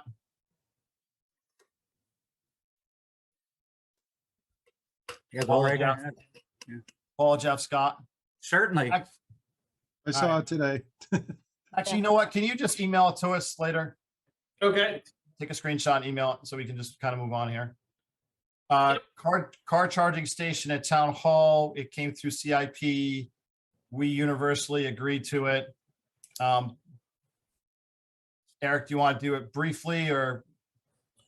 No, just to say that the charger grant is into Eversource. We received a notification that they've received the application. We haven't heard back from it. I think we got it in time. We'll get it, but I'm not positive because again, a lot of people applied for that and it's a first come, first serve grant. Okay. Town personnel policy. Let's skip that for now. Okay, senior transportation vehicle parking. We still have them parked in the old garage. We haven't really made any move to move them yet. We know we need to, but we haven't. Educational funding on job skills. We're still working on a policy for that, right? Yeah, I'm gonna punt this for now because I think one of the unions wants to come back with a recommendation to the town as part of their bargaining position. Okay. Do we need a purchase of a portable PA system? I haven't found one to buy yet. If either Paula or Jeff finds me one to buy, I'd be happy to purchase it. I'll Jeff, get on you it. want- I'll work on it. I just been on vacation, so. Perfect. Thanks, Jeff. All right, rolling into 9, new business. Purchasing policy waiver. Okay, so I sent you all and put in the packet a memorandum requesting a waiver of purchasing policy rules. You've already approved it for the steep grant.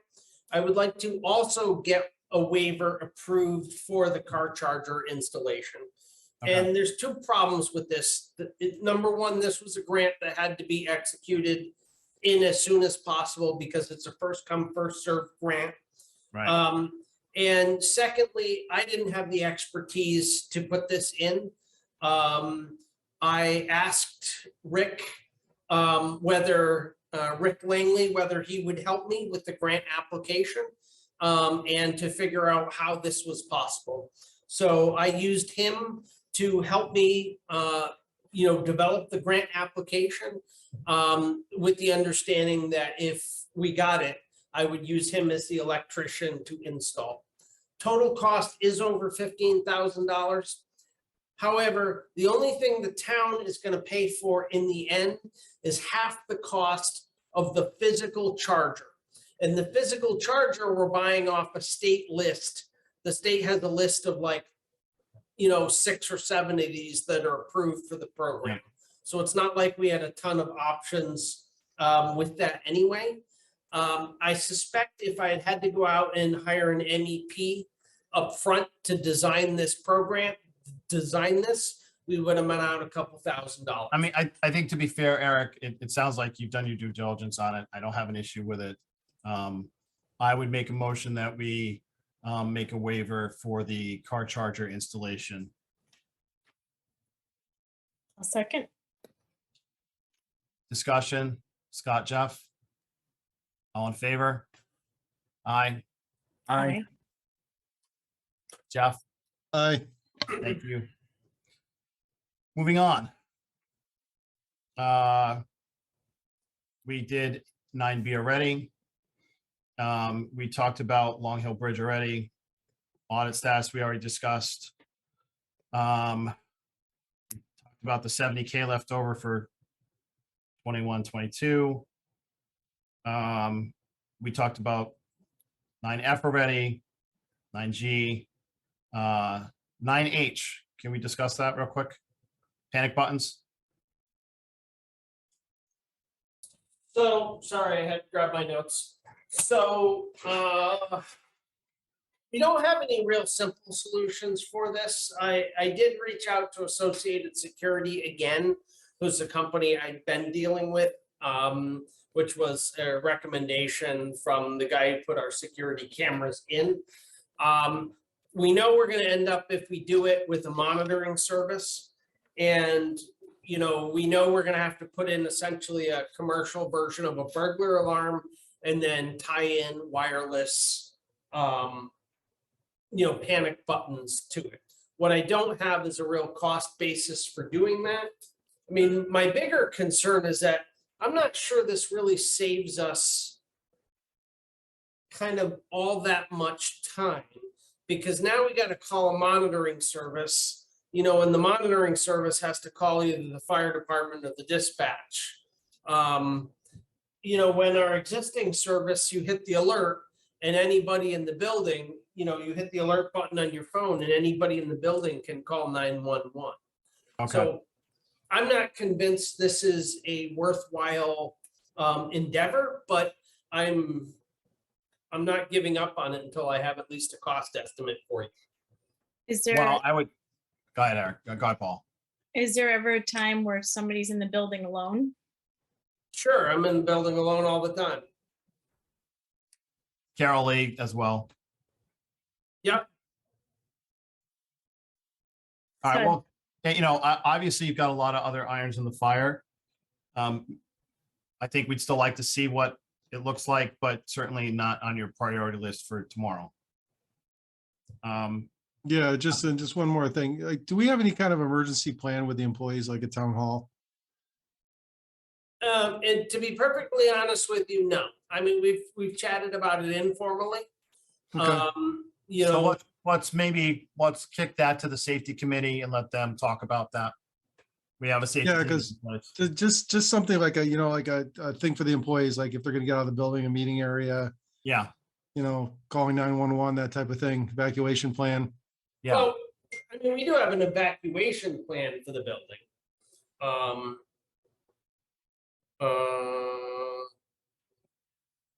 Yep. Let's punt that to the safety committee and actually before you spend any more time on it, let's put it back to them as to whether or not this is something that's still on their priority list. Can we do that? Okay. Paula, Jeff, you okay with that? Scott? Yeah, I'm okay fine. with that. It's just, this was brought up multiple times in the employee meeting. Yeah, well, let's let the safety committee take a look at it. Yeah, And I'm fine with it. I just want to make sure it gets addressed. Yeah, Yeah. we'll get an answer back on the safety committee and then they'll get Eric some time to also to kind of, work the rest of this. Surge suppressors, Scott, that's you, right? I think Jeff Murray wanted this added. Oh, I'm sorry, that was Scott. No, the discussion with Scott, did those surge suppressors get ruined in the last lightning storm? I don't believe they did, Jeff. I Okay, think that what you told me, the power had to be on when the pump turned on. It's probably accurate and, but we Okay. do, you're right. We should have replacements for all those things. And we should also have replacements for the actual irrigation control, the power modules and the different zone modules. And we have a Okay. storage location. We have a storage location for those at Public Works. We should be making one, Okay. taking care of that stuff. is there any way we could get a quote from electrician, or just like what would be to provide those, or should we just take our old quote and just order more? Yes, I think that's a Okay. good idea. All right. So Scott, do you want to facilitate that? Now I'll talk to Eric about it. Okay. Now, remember, these things aren't free, so, again, you're proposing to spend, several $1,000s on things that aren't budgeted. Just so that you're aware of that. Well, we can always take the cool program rent checks. There's some money there. Oh, yeah. No, Now, okay. moving In that along. case, Well, there's got to be money in maintenance, correct? Maintenance of what? Well, you got building maintenance, right? Yeah. If you define a field as a building, then sure. I would define it as a town structure or a building. And if we have these things on spares, if we have a busy summer and we lose one of these, and we risk losing that sprinkler controller, which is over $2,000, correct me if I'm wrong, Scott. Yeah. It's worthwhile and saves us money in the long run if we have spares Understood. And and a pump. If we lose that pump, it's a significant amount of money. exactly. And if we have those spares, we don't have to have someone running around in their spare time finding spares. well, listen, It's not if, it's when we're gonna lose them.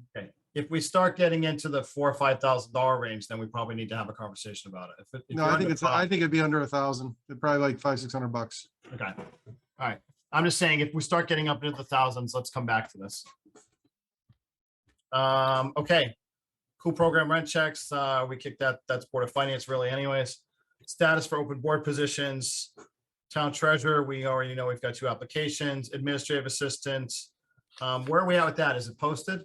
So, yeah, it's been posted. We have gotten a ton of applicants, probably over 50 at this point. Not necessarily a lot of good applicants, but a bunch of applicants. I've told Paula I would whittle it down to 10 forward. Was 10 it listed as part-time? Yes, of course. It was, okay. Yeah, very definitely. Okay. What we have not gotten any applications for is board clerk, and that's unfortunate.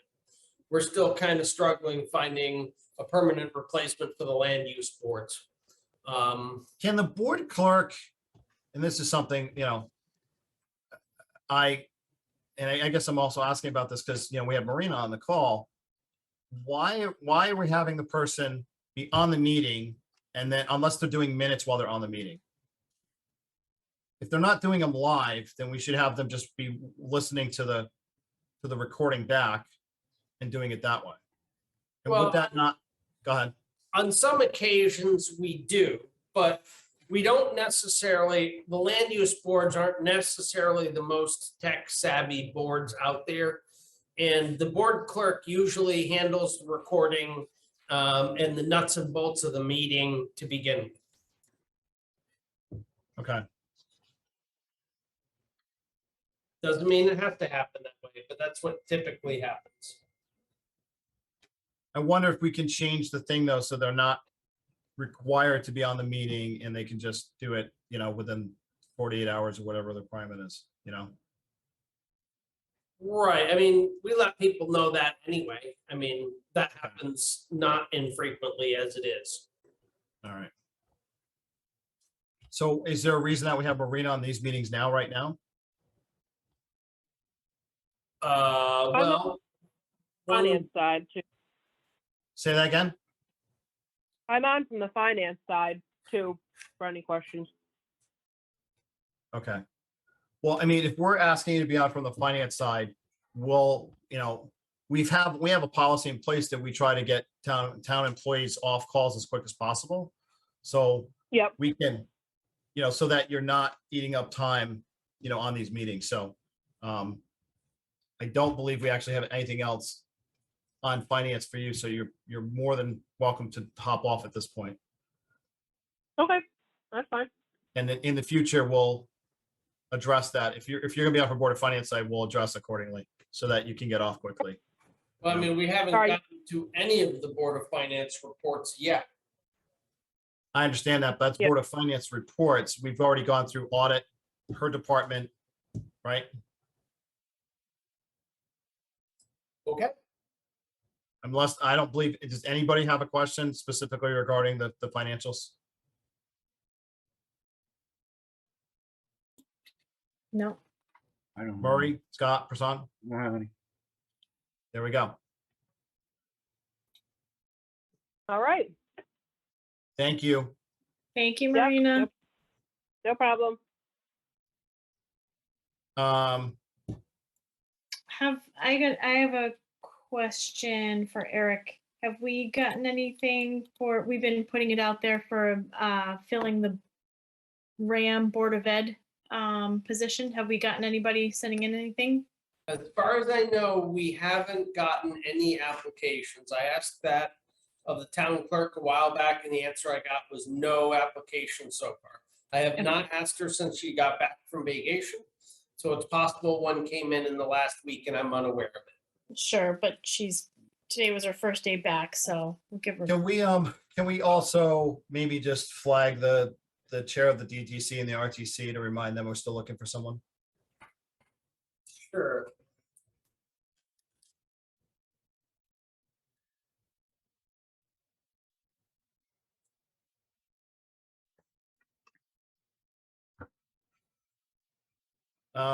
Meeting minute approval.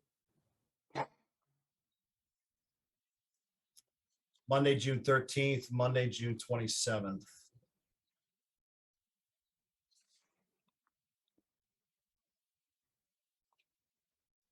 Any corrections on those?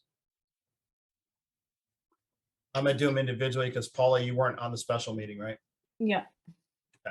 So approval of the Monday, June 13th, 2022 regular meeting minutes. All in favor? Aye. Aye. Approval of the Monday, June 27, 2022 public meeting minutes. All in favor? Aye. One abstention, Paula. Yes, aye. All right, Finance Department report, revenue summary, town budget summary, Town Aid Road. Did you have anything on Town Aid Road update that needs to be addressed directly, or are you just trying to give us a kind of where we're at? Nope, this is just where we're at. Okay.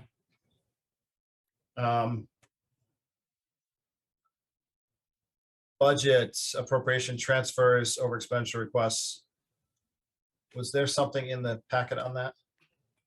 Might have missed. There was not. Okay. And here's the ultimate problem, and that is what the Board of Finance asked was that we get through the last payroll in June and then give them one packet of all the transfers. Okay. As opposed to what we started to do, which was to tell the Board of Selectmen, then give them some of them in April, some of them in May, and the final wrap up in June. Because of the dates involved, there was no Board of Selectmen meeting in there. So we gave them all to the Board of Finance and they approved them all, which, it's their policy on how they want to do it. So they have the right to waive that, I think, if they so choose, and they so chose. I don't have any, I think the Board of Finance can run finance and we have enough stuff on our plate unless there's a specific issue. So I don't have any issue with that. Anyone else? No. Nope. Jeff, Murray? Nope. Okay, moving on. All right, refund requests. There are two refund requests in the packet, and I apologize for not having a motion pre-made. It's fine. I gotta go back in. I just lost my connection. Yeah. For a total tax refunds of $1,186.56. Okay, we need the names though, right? One of them would be Nissan, because it's a lease, and the other one is Valerie Taff. Okay. It should be page 47 of the packet. Thank you. For some reason, I got booted out of that. Right. All right. Oh, yeah, I don't see them. All right, so we have I make a motion, we approve the refund to Nissan for $1,084.14 under section 12-129, and Taft Valerie for $102.42 under section 12-129. One second. All in favor? Aye. Hi. All right, Okay.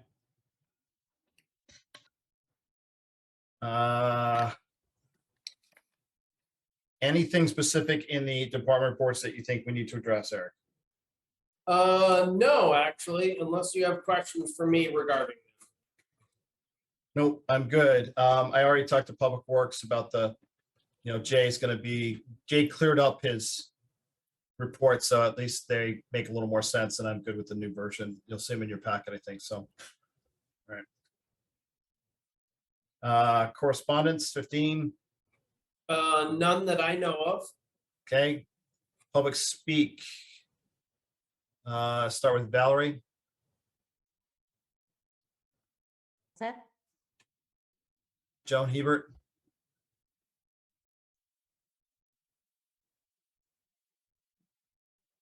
All right, next voice channel, Amber Armitage. Sorry, I'm all set. I couldn't unmute. We gotta get you faster, Joanne. I know, I was clicking. We forgot you're on every meeting. You're still slow. Oh, Thank you for being on the meetings, though. thank you. We appreciate it. Amber, I'm all set. Diane Choquette. All set. Okay. We are going to go into 16B,